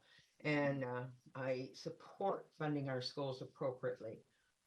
The system is broken, and the battle last year was hard fought, and we were able to do an amazing thing and override the governor's veto. It's not going to happen this year. I support the resolutions that we did at the last meeting, and I would like to see us continue that work with the legislature. I think every single legislator and our communities know that we support education and we want to fund it appropriately. But I do not think that this resolution at this time is going to get us the results that we need. And I'd like to have us focus on the work that we have started in correcting the way we fund education. And I won't be supporting this particular resolution today. Thank you. Thank you, Ms. Cooper. I'll briefly provide some comments as well. I'm not going to be supporting this, and this is the reason why. I think that, yes. Oh, of course. If I had one, can I act like a pin is the gavel and then hand this over there? Okay, I'm passing the gavel. Thank you for that reminder, Madam Clerk. So I spoke about this a little bit in committee, that we had, sort of urged a couple resolutions which were kind of geared at fixing some of the problems within the foundation formula, specifically the hold harmless provisions, and then, asking that they hold the fair and true value so that we didn't have property tax increases. I think that it's happening. It's from the people that I'm talking to and the discussions that I'm listening to at town halls and Mayor Representative Ruffridge, the things that he's talking about. It sounds like there's an understanding of what really needs to happen. I believe it was in 1998. I'm reading off of some of the documents that are included in on basis for House Bill 374, but in 1998, the Alaska School Operating Cost Study was prepared for the Legislative Budget and Audit Committee. That was really the first review since statehood of what the true costs were to provide education, and that really led to the adoption of SB 36. That bill is what included this base student allocation number, and so it's not like as old as time. It's relatively new. But at that time, it was really based on a couple other things: school size, correspondence enrollment. And so to me, it's really just one factor of this really large formula that needs a lot of changing. And a lot of things have changed since 1998, like the amount of kids that we have in correspondence programs, the amount of kids that we have in homeschool programs. All of these things have drastically changed. And so for me, it's just the easy number to look at and say, oh, we could change this. And yes, but we could change a lot of things. We could increase transportation funding. That bill, SB 36, reduced it. We could provide this 100% funding for kids that are homeschooled and correspondence programs instead of 90%, that bill reduced it. So there's a lot of things that we could do that would change the amount of money coming in for the better and provide the same level without just continually pointing at the BSA. I think what's happening is the reason that the BSA conversation is not alive and well right now in Juneau is because everybody's sort of realizing that it's this larger foundation formula problem that needs to get fixed. And they're really working towards that. And so I feel like in a way, this is more of a political statement to try to say, you know, one reason or another, this is about funding schools and we're going to do it through the BSA. But to me, it's a very sort of simplistic way of looking at it because there is many things within that formula. And it is, as much as I read about it, the more I can get confused about it because there are so many elements of it. And I think that they're doing that work. They're really trying hard to do that work and listening to the things that we're saying at this level that make sense, that are attempts to try to correct pieces of that foundation formula. And so I want to kind of stick to that. I want to kind of stick to that method. And I think that that method's working. And so for those reasons, I'm not going to be supporting this one. But thank you. And I will take my pin back. Okay, any additional comments from the Assembly? Mr. Dunn. Thanks, Mr. President. And thanks everybody for the discussion. I think we all, well, from what I hear, it sounds that we're all in agreement that the foundation formula is broken, that the state is not living up to its responsibility, its constitutional responsibility to adequately fund schools. That we need sustainable funding, that we are behind in funding. I mean, we're seeing the results of it. We've heard from students, we've heard from the public on how important it is to adequately fund schools. And there are, it's very complicated to come up with a package to have sustainable funding. There's so many different factors. And, you know, I heard that, you know, maybe this is just an easy number to look at and that maybe it's a political statement. I don't look at it as a political statement because, you know, I see people from all political parties and no political parties supporting our schools. You know, I see it more as a values statement that we can send a message to the state legislature that yes, we think the BSA is too low and that we think it should be increased, and that there is this one bill. It's one bill among many, and there are other bills that I'm sure we can support. You know, things are going to start moving quickly in the legislature in the next few weeks, and you know, it's going to be, they're moving targets. We saw that with another resolution that we adopted earlier tonight. You know, things are changing in the legislature, so I think that we all want what is best for our schools. We all want what's best for our students, but we disagree on how to get there. And I believe that you know, this is a statement to the legislature that you know, the BSA is an important part of the foundation formula. Yes, it does need to be have an escalation clause to keep up with inflation. And yes, there are other changes that need to be made in that formula, but an increase to the BSA is sustainable funding because that carries over year to year. So anyway, I co-sponsored this happily, and I will vote for it, yes, for it happily, and I urge others to vote yes. Thank you, Assemblymember Dunn. Assemblymember Eklund. Thank you, President Tunseth. Not continuing to pressure improvement in funding education at the state level, in my mind, is making a mistake. They increased the BSA last year. Yes, it was a hard fight, but it happened. And I don't want to let up on getting them to get it to the right level. If I'm looking at the school district's graph that we've all seen with the pencils and where the BSA has been.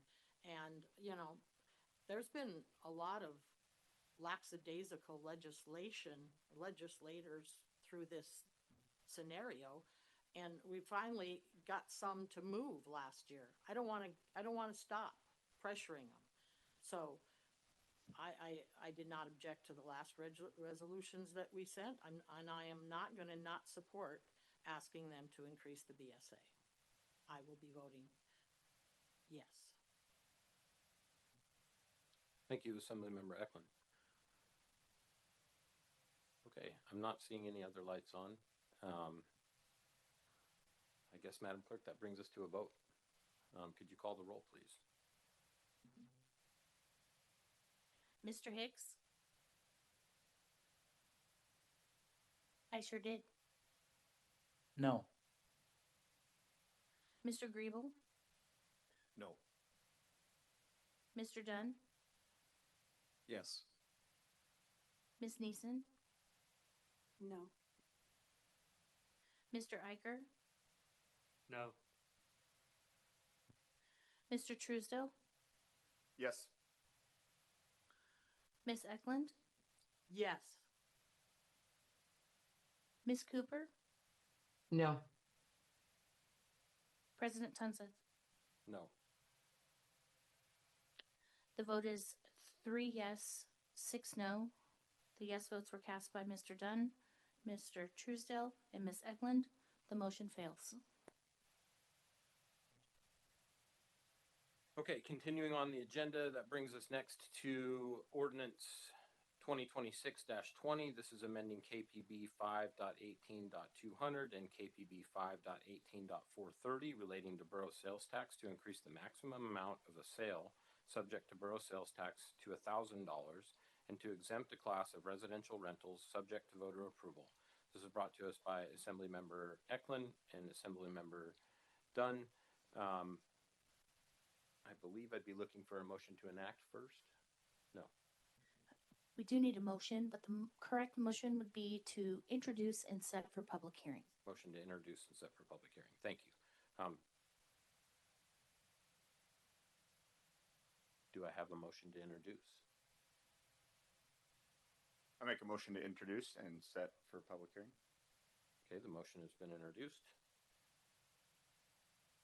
And so we will take a public hearing on this now, correct? Okay. Is there anyone in the audience wishing to give public comment on Ordinance 2026-20? Okay, is there anyone on Zoom? I'm not seeing hands raised. Okay, so at this time we'll close the public hearing on Ordinance 2026-20 and bring this to assembly discussion. Is there any assembly discussion? Assemblymember Dunn. Thanks, Mr. President. And as a reminder, we're not debating the ordinance. We're debating whether to introduce it and what public hearing date to set. I have never voted against introducing an ordinance, even ones that I thought were ones that I opposed. But introduction simply allows us to set a public hearing date and allows the public to be part of a process to debate and discuss whether this is a good idea or not. There was a fair bit of discussion during committee. I think it may have strayed into debate on the merits of the ordinance, which I think is inappropriate at this time because it's simply whether we should introduce this or not. So I think, not introducing it is removing the public from the process, not allowing the public to participate in debate over whether this is a good idea or not. It also removes the ability of the assembly to discuss whether this is a good idea or not. We heard some of the reasons why some assembly members thought it was not a good idea. But like I said, if we don't introduce it, we won't have a chance for the assembly to discuss, debate the concept of this idea. There wouldn't be a chance to amend it if it was appropriate to amend it. So I would urge everybody to vote for introduction and setting the date at May 19th, 2026. As I said, I've never voted against introducing an ordinance. I know it happens sometimes, but I think introduction of an ordinance is just the first step in allowing the public and the assembly to discuss an idea. Thank you, Assemblymember Dunn. Is there assembly discussion? Assemblymember Hicks. Thank you. Not getting into, as Mr. Dunn said, not getting into the merits for or against. Although, you know, I think that that we should be able to raise the sales tax and that it's for the schools. It's dedicated to the schools. I would love to do that if it were just me.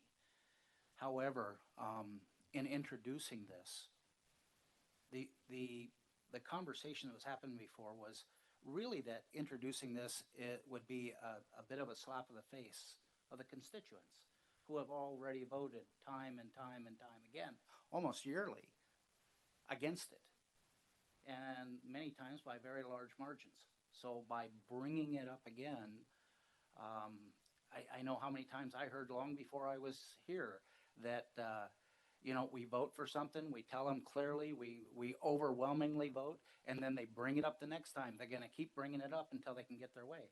And I've heard that over the years. And I wonder if the constituents have actually changed their mind because of the schools that have shut down and stuff, then can they not raise this issue and put it on the ballot themselves if the constituents have actually changed their mind? And I wonder if that's not the appropriate way to happen, since they have told us over and over and over again no. So I would be voting against introducing again. Thank you, Assemblymember Hicks. Mayor Machicki. I have a process question for the attorney or the borough clerk. What does it mean about discussing the merits? Just to clarify, because that is a moving target in this group. Can you just sort of define that the way you understand it, please?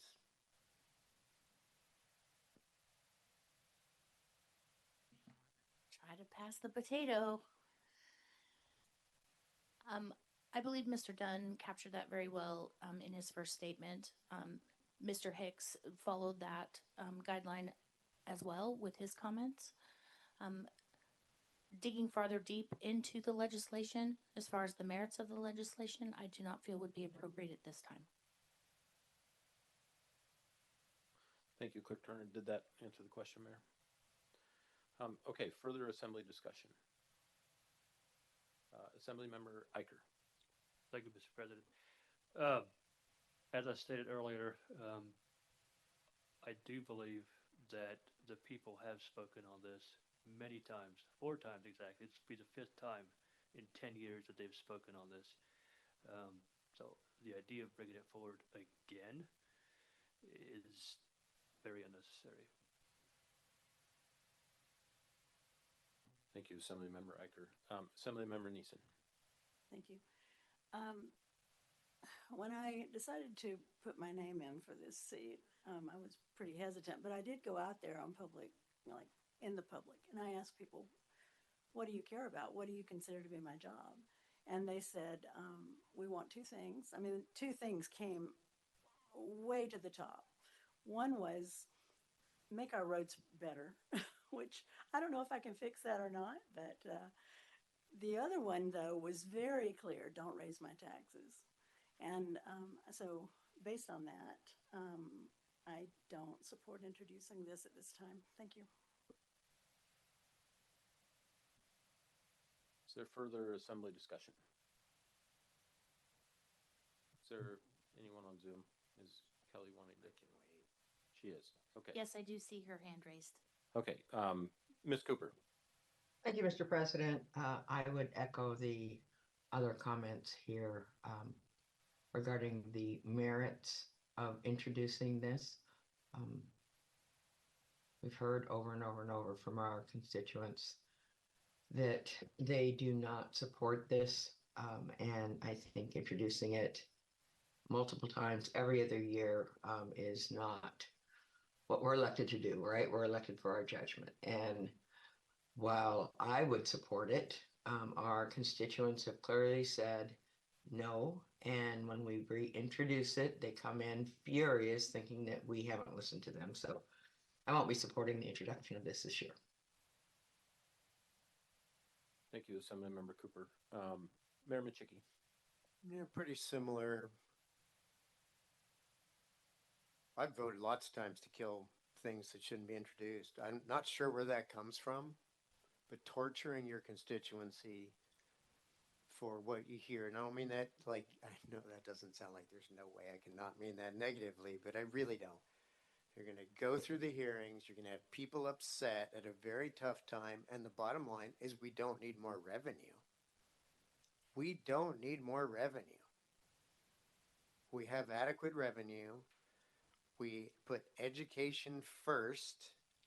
And this is bringing up something that, yeah, 4 times we sent it to the voters and they said no, but 3 times the assembly had the sense to not move it forward because they knew it wasn't going to pass. So I think torturing our constituency, first of all, introduction makes a statement that you're willing to entertain the idea. So if the majority of you are willing to entertain the idea, then vote to introduce it. If you're not, then don't.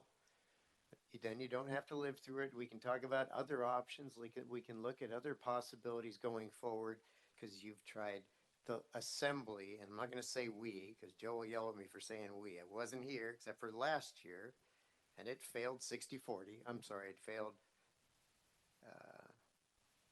80-20. You can bring it forward, but the probability of getting past this body is almost non-existent. It's probably ability of getting it through the constituency that literally voted with another creative thing last year, with a 20% gap, which is a landslide. I think you know what the outcome's going to be. Do you want to be remembered as being the assembly that keeps bringing it up, or the ones that hears them and you're willing to look at more creative ways to make things work? And right now our focus, I want to support the fact that we're all fighting for a better outcome for the partnership with the state on education funding, but further taxing our residents is not the way to do it, and we know what the outcome's going to be. So I hope you don't introduce it, and I'm more than happy to get together with folks on crunching numbers on other options that actually support our local taxpayers and can have a similar outcome. Thank you, Mayor. Assemblymember Griebel. Yeah, first I want to qualify that when these similar measures have come up in the past, I've been one of the taxpayers that supported the measures. That said, they've gone down in flames time after time. For that reason, I won't be supporting introduction.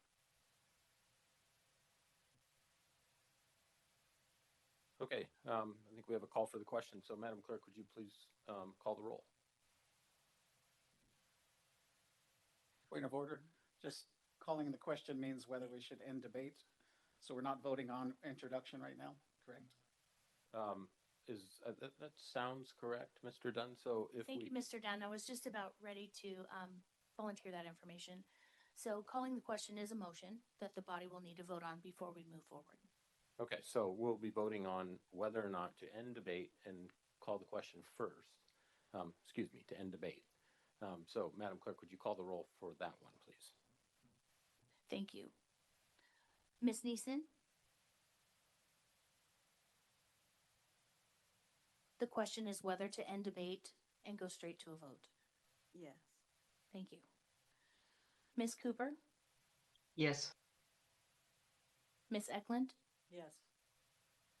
Mr. Dunn? Yes. Mr. Hicks? Yes. Mr. Iker? Yes. Mr. Griebel? Yes. Mr. Truesdale? Yes. President Tunseth? Yes. The motion passes.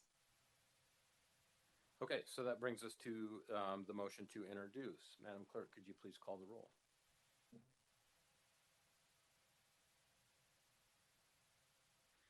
Mr. Iker? No. Ms. Eklund? Yes. Mr. Dunn?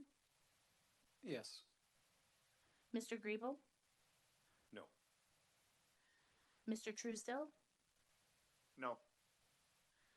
Ms. Cooper? No. Ms. Neeson? No. Mr. Hicks, No. President Tunseth. No. I have two yes, 7 no. The yes votes were cast by Ms. Eklund and Mr. Dunn. The motion fails. Okay, thank you for the discussion, Assembly.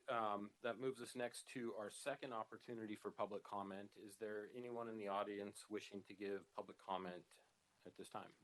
Yes, Ms. Van Buskirk, please come up.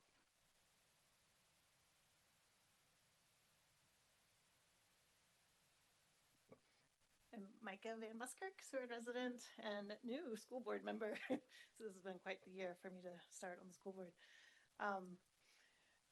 I first wanted to say thank you for you guys coming all the way to Seward. I know it's not easy. I travel for school board meetings and just went to Homer. It's a lot of driving and it's a big, long day, but it's so good to see your faces. I listen to the assembly meetings, but I love seeing faces to go. So thank you for traveling.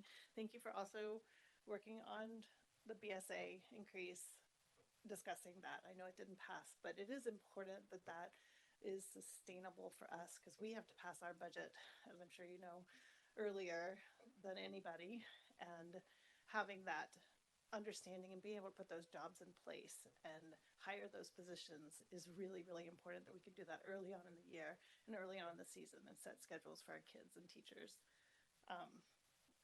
The foundation formula is a big problem, and so I really appreciate you guys' work on that. That is a huge project, but it is definitely something that we need to continue working on. We've made a lot of hard decisions. I know we're positive about the pools, but closing our pools has been really hard on our community. Closing our middle school is a very dear facility for our community. That's been really difficult. We're hoping to move forward and hope we can, looking forward to some possible budget increases from where I know you guys are going into your budget season, working together on budget season, and hopefully being able to put we want to prioritize student outcomes, and we want to be able to put back some of our scenario to people like our teachers and our librarians and library aides. And those are really critical to increasing student outcomes. Our school board's really focusing on increasing student outcomes and retaining those things that directly affect our student outcomes. So I look forward to working closer with you guys. I think it's good. I see some progress. I've heard some progress that we can work together and find some creative solutions to make our schools not only the best in the schools, but scores, but also in what bring kids back into our schools. Thank you. Thank you, Ms. Van Buskirk. And again, thank you for your service to the school board as well. Is there anyone else in the audience wishing to give public testimony at this time? Okay, Madam Clerk, is there anyone on Zoom? I'm not seeing any hands raised. Okay, so at this time we'll close our second opportunity for public comment and presentations, and so this brings us to Assembly comments. I'll start, I guess, at the end. Assembly Member Dunn. Thanks, Mr. President. Thank you, everybody, for participating tonight. It was really wonderful to see all of the students and family members of students and all the community members who who love our schools. And thank you so much for the support and the messages of support for schools. It's going to be very difficult. I think this is my 8th time deliberating as an assembly member on school budgets, and I never look forward to it because it's always difficult, and it's the same same issues over and over and over again. Of course, you know, we can point the finger at the state, and I think we've all discussed that tonight, that the state is not meeting their obligation, their constitutional obligation to provide public schools, quality public schools, and healthy public schools for our kids, our parents, our communities. And that's tragic, but I want to do whatever I can to send a message to the legislature to support legislative candidates and gubernatorial candidates who will support schools. And it's going to be a tough battle, but I'm optimistic. I think we can change the direction of, and we've seen that a little bit in legislature, the changing the direction, starting with last year with the override of the governor's veto. So, yeah, we need to continue getting behind our schools, and thanks for everybody who is letting us know how they feel about that.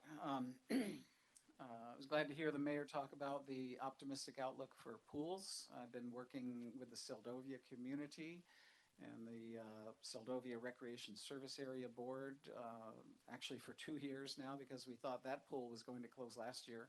Got a last minute reprieve from the school board, thank you.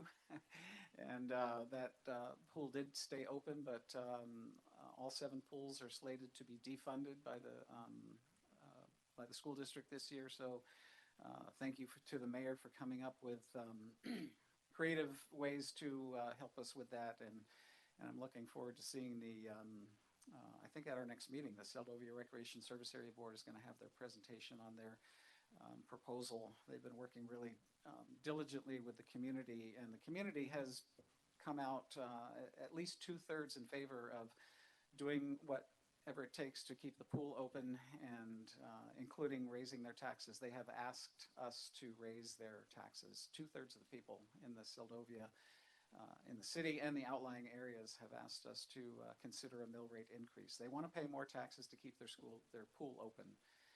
So we'll have this chance to discuss that over the next few meetings. Last Saturday, I was invited to participate in a panel at what was called the Democracy Fair in Homer. And it was a really wonderful opportunity. I got to be on a panel talking about local government and talking about what the borough does, and particularly what the assembly does and what I do as an assembly member. We had folks from the city government, both city council and the city mayor, and city planning department, as well as several panels talking about democracy and what we can do to increase voter turnout and keep our democracy strong. And one of the things that really surprised me was one of the sessions, interim just before lunch, was a dramatic reading of the Declaration of Independence by a group of people from Pier 1 Theater. And I thought, well, this is going to be kind of boring. But I sat through it, and it was just fascinating. And I had not read the Declaration of Independence, the full Declaration of Independence, in a long time. It was really wonderful to have the dramatic reading of that. And then they had people in the audience were given cards with the names of all of the signers of the Declaration of Independence from each one of the states. And after they finished the dramatic reading of the Declaration, people in the audience stood up one by one as the states were listed to read off the signers. And that happened 250 years ago, and we're still benefiting from the freedoms that our forefounders fought for and risked their lives and their families and their livelihood on, and we're benefiting from those freedoms. But listening to that Declaration of Independence, there were a lot of things that were addressed at King George that we're facing today. The tyranny that is staring us in the face in our own country, and the importance of individuals speaking up, speaking out, standing up, voting, and standing up for democracy. So thank you. Thank you, Assemblymember Dunn. Assemblymember Hicks. Thank you, Mr. President.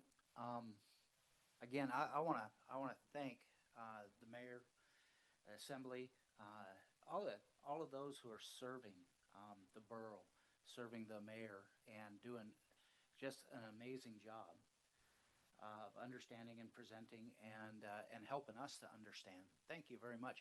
And I will acknowledge Madam Clerk. I know the mayor wasn't able to, but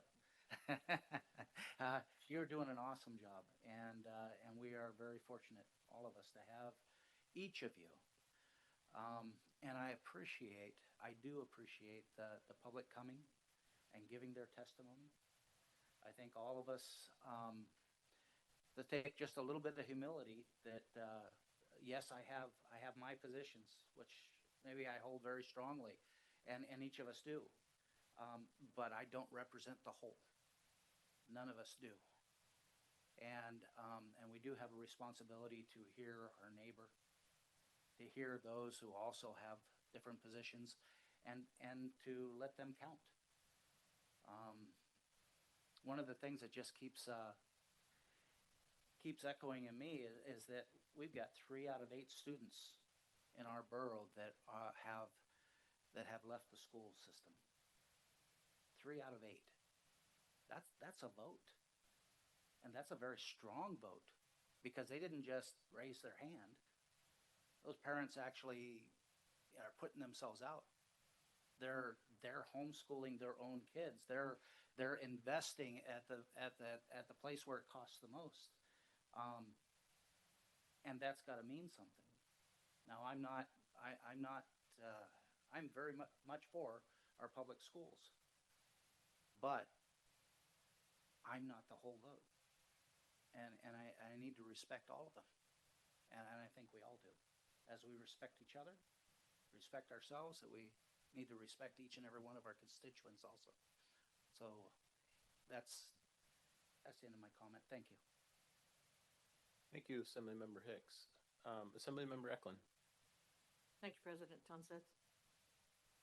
You may have noticed in the commending resolutions tonight, the majority of them were for academic awards and academic achievement. And even those that were athletic awards came from students that have to attain a level of grades and commitment to their studies as well as their sport. And I just want to emphasize that, our kids are excelling. Sabina Clendaniel, the champion wrestler, would not be able to do the amazing things she is doing without distance education. Ava Jagilski, the player of the year for 2A basketball, girls basketball, is in a distance ed class, but she's already in trade school in Anchorage. She would not be able to be doing that without distance ed. Many of our athletes take distance ed just to get the credits they need, the mandatory credits to graduate. And I must say, I think I attribute some of this success in these academic awards to the BSA increase, funding to the cap. Okay. Comments were made tonight that we don't need more money, that we have enough money. If we have enough money, let's fund to the cap. If we don't need to ask for more sales tax, so we have more money for education, let's fund to the cap. And let's keep the pressure on the state to fix the foundation formula, to add to the BSA. Look at the graphs. They haven't done what they needed to do for many, many years at the state. And I'm not going to give up the fight to fund education. Thank you. Thank you, Assemblymember Eklund. Assemblymember Eicher. Thank you. I spoke quite a bit today, so I'm not going to say much right now. But I do want to thank the Assembly for supporting my resolution. And you guys have a good night. Thank you, Assemblymember Eicher. Assemblymember Truesdale. Yeah, I'll be short too. First of all, awesome to come to Seward. I don't get down here enough, and it's just absolutely beautiful and nostalgic for a kid who grew up on the Kenai Peninsula. I don't know how many of you know, but I host a radio show in Soldotna with a couple other sports fanatics, and we talk a lot about local sports. Seeing the Seward kids here tonight, a 4-time state wrestling champ potentially next year is very exciting for a small school. Girls basketball team winning 57 games in a row. I mean, it's hard to win 7 games in a row, much less 57. And I was fortunate enough to be a basketball official, and I was able to be on the court with the Seward girls multiple times this year. And just a phenomenal community down here in Seward and how they support their athletes, and a community that just doesn't have a whole lot of kids, that just continually churns out excellence both in the classroom and on the field and court and wrestling mat and so on. So it was great to see them. I also loved seeing the little ones from the elementary school advocate tonight. I guess my final words will be there's a lot of different kinds of advocacy. It doesn't just have to be give us more money. Ultimately, the advocacy can be for ways to earn more money, as we talked about with sales tax that is earmarked for schools. If parents and kids and community members want there to be more earmarked money for schools, they can advocate for more sales tax, and we certainly, as a group, will listen to that. They can advocate for change in their school district so that more kids will come back. To me, that's what I continually tell parents when they come to me. Show up at a school board meeting, advocate for change that'll bring back the thousands of students who have left. They've left for a reason. They're customers who aren't satisfied. And so to me, that's the level of advocacy that I'd like to see. But I did love seeing them tonight, and I appreciate the community coming out. So thank you. Thank you, Assemblymember Truesdale. Assemblymember Griebel. Yes, thank you, Mr. President. Echoing Mr. Truesdale's words, thank you to the City of Seward for hosting us tonight. It was phenomenal to see all the public presentation, especially from the students. It's fantastic. Also, thank you to the staff, especially you, Ben.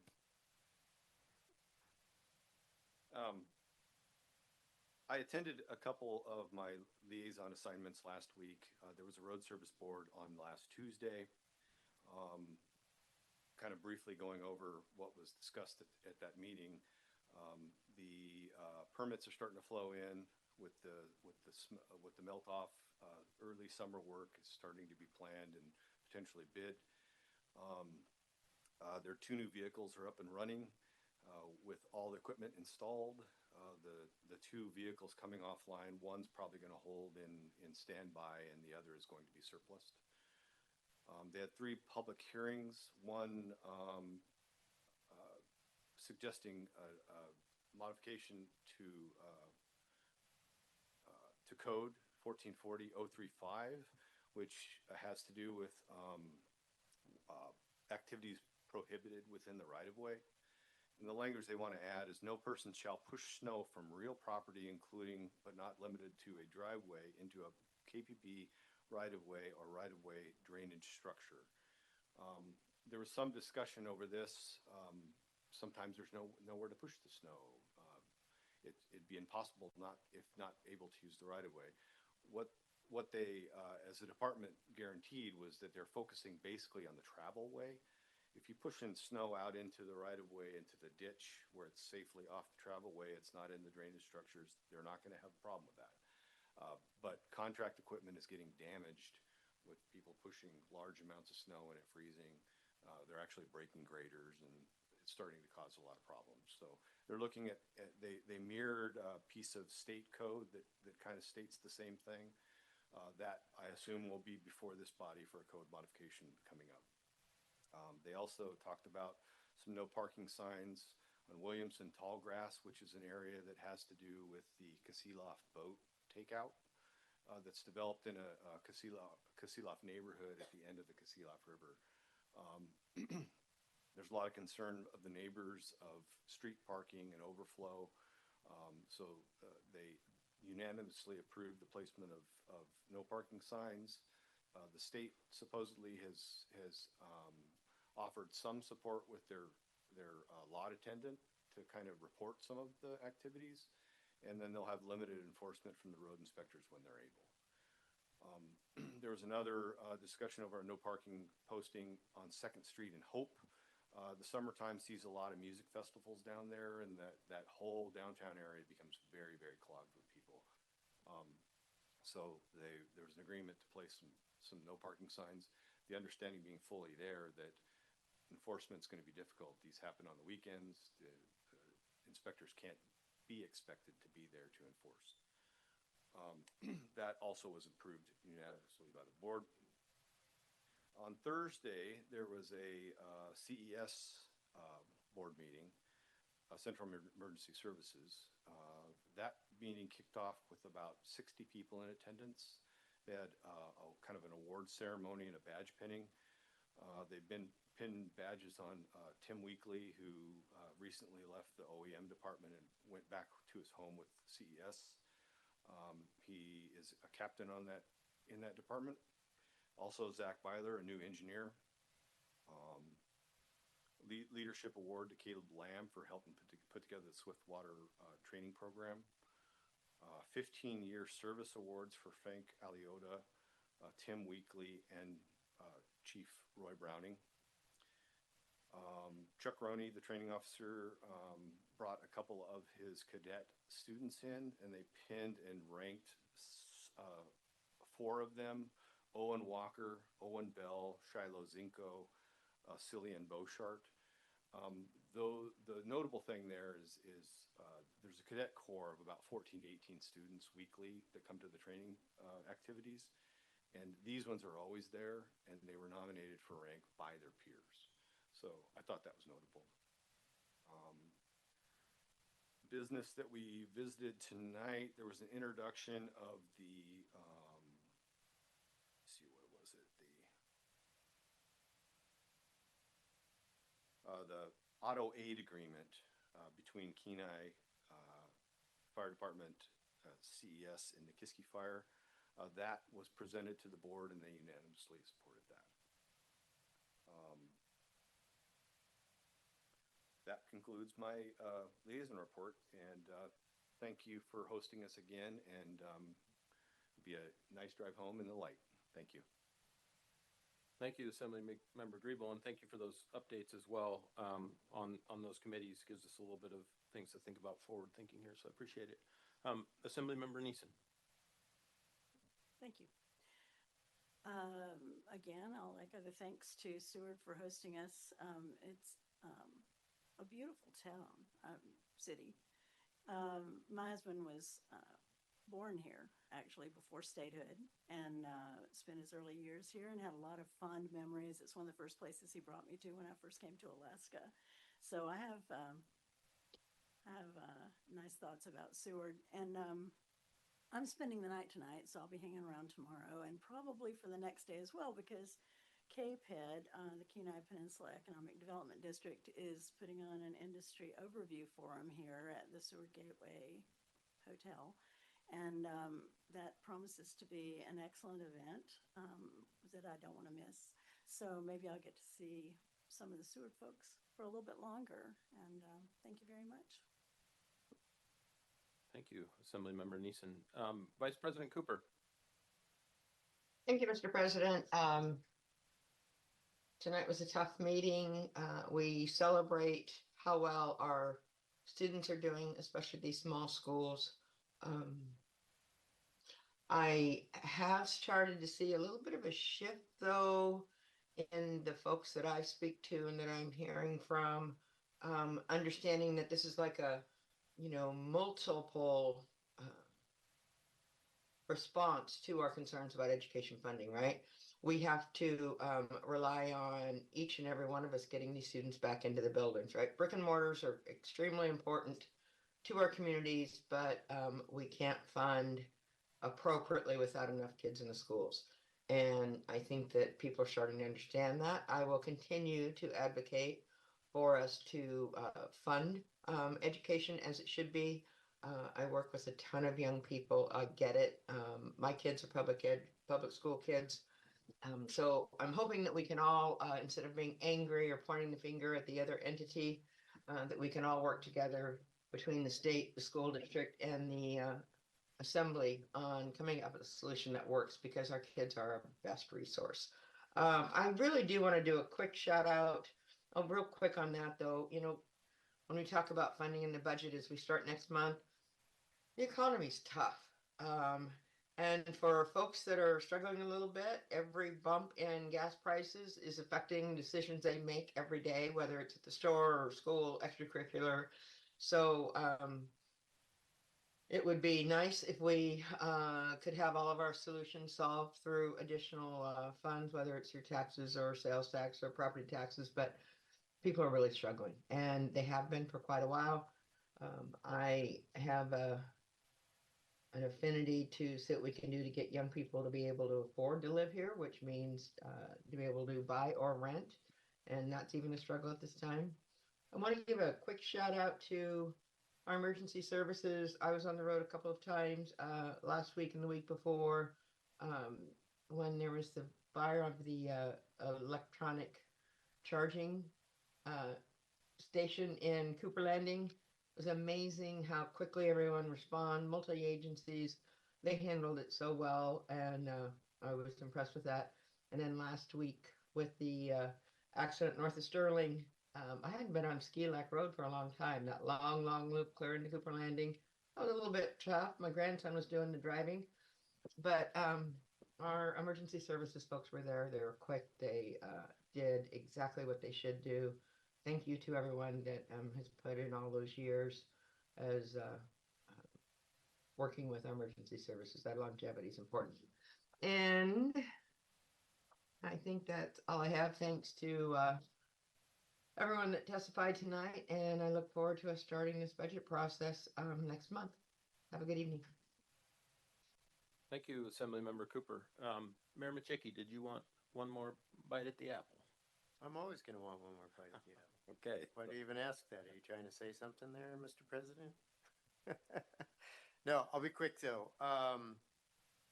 67% of our general fund budget went to education last year. Highest of any similarly situated government in the state of Alaska by at least 15%. We absolutely support education as our number one priority. So I love the kids being here. I'd love to hear from them. I would love for it to be a two-way discussion. When there's a two-way discussion and people come in and say the mayor was rude and pointing fingers at other people, they didn't hear the discussion. So maybe we'll try again, guys. Let's do a Seward, Homer, Central Peninsula budget meeting again and try to phrase things in a way where they recognize that all of us have to come together on a comprehensive solution so that we don't fight about education funding every year, because it doesn't work. And asking for more money without a comprehensive solution doesn't work. So we have to help voters, our constituents, our kids understand actually what we're saying. Because if we compare who's most supportive of education, it's going to be not only theirs that spends 67% of their budget on it, but who also find a solution and recognize that if you tax higher, there won't be any kids left to teach. It's all a balance. I just think it's important we have that discussion. We have a land sale this weekend, and I think people need to understand that this land sale is a foreclosure land sale. But a foreclosure land sale, in spite of comments you see on Facebook, which I always take seriously because they're always very accurate, often don't understand that this is a way to return claimed excess proceeds to the families that have either lost a property because they can't afford it any longer, or to an estate, or to other entities. The borough benefits less than the previous owners do on these land sales. 2024, $216,000 to claimed excess proceeds, $162,000 to Land Trust Investment Fund. 2021, $500,000 to excess proceeds, $132,000 to the borough. 2019, $85,000 claimed proceeds. That one was a little higher to the borough, but the bottom line is in some ways it gives the folks that have gone through that process of actually losing to clerk's deed an ability to claim some of their previous investment from the land they used to own. So we don't love it. We hope that no one else ever loses a piece of property. We work with people. Finances kind of gives everybody the opportunity to an exhaustive level of hoping to catch people up. That's not something we ever want to do. It's not a benefit to the borough. These lots are available on Saturday, at the KPB in the chambers at 9 a.m. Come register. It'd be nice if you understood the challenges of each piece of equipment, of each piece of property. Some are somewhat significant. Some are just simply a waiting game. You should know what you're buying. But for those that do, there's some deals with quality piece of property to be had. So We invite everyone. We don't love it. It's part of the process. It's bedded in state law. It's how it works. And we hope families get back what is a reasonable amount for them to reclaim going forward. So that's it for me, Mr. President. Thank you. Thank you, Mayor. I just have a few comments. I guess I just want to start by saying, reminding people, that we have conflicts going on in our world, and we have people that are fighting overseas on our behalf, people that are family members of people right here on our assembly. And so, just ask that everybody keep those people in their thoughts and prayers. I did want to recognize the presentations that we had today, both from the senior service area, or the senior center, and the student council. Those were fantastic presentations, and also from our borough representatives for our service areas as well. Thank you guys for presenting. Just a couple of announcements that I think are important for the assembly. Just a reminder about packet deadlines, so that everybody knows it's 10 days before the meeting. And so roughly what that means for packet deadline is that you have 4 days from today to get those things to the clerk if you want them included for packet deadlines.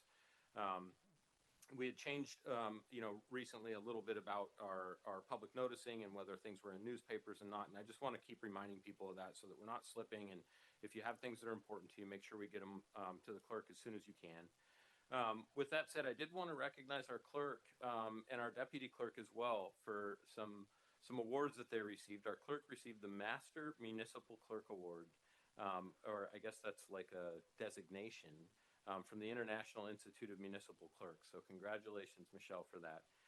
And Sue Ellen received the Certified Municipal Clerk designation from the International Institute of Municipal Clerks as well. I know Sue Ellen's on the other end listening to this, so congratulations, Sue Ellen. One thing that, it's something I'm not exactly sure what the fix is, but it's something that we need to try to work towards. The entire budget process that we go through, not us, but the school district goes through, is really strange, where they have to go through their budget process before the state's actually done with their budget process.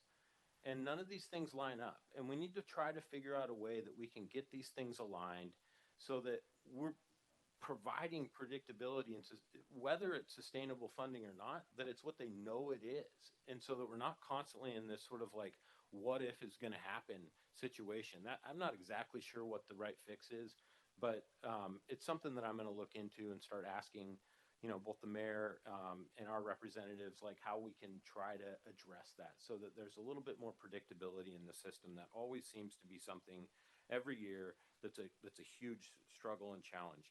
With that said, we have received their budget transmittal. It includes the same amount of funding that was requested last year for fiscal year 26, which was $62,359,080.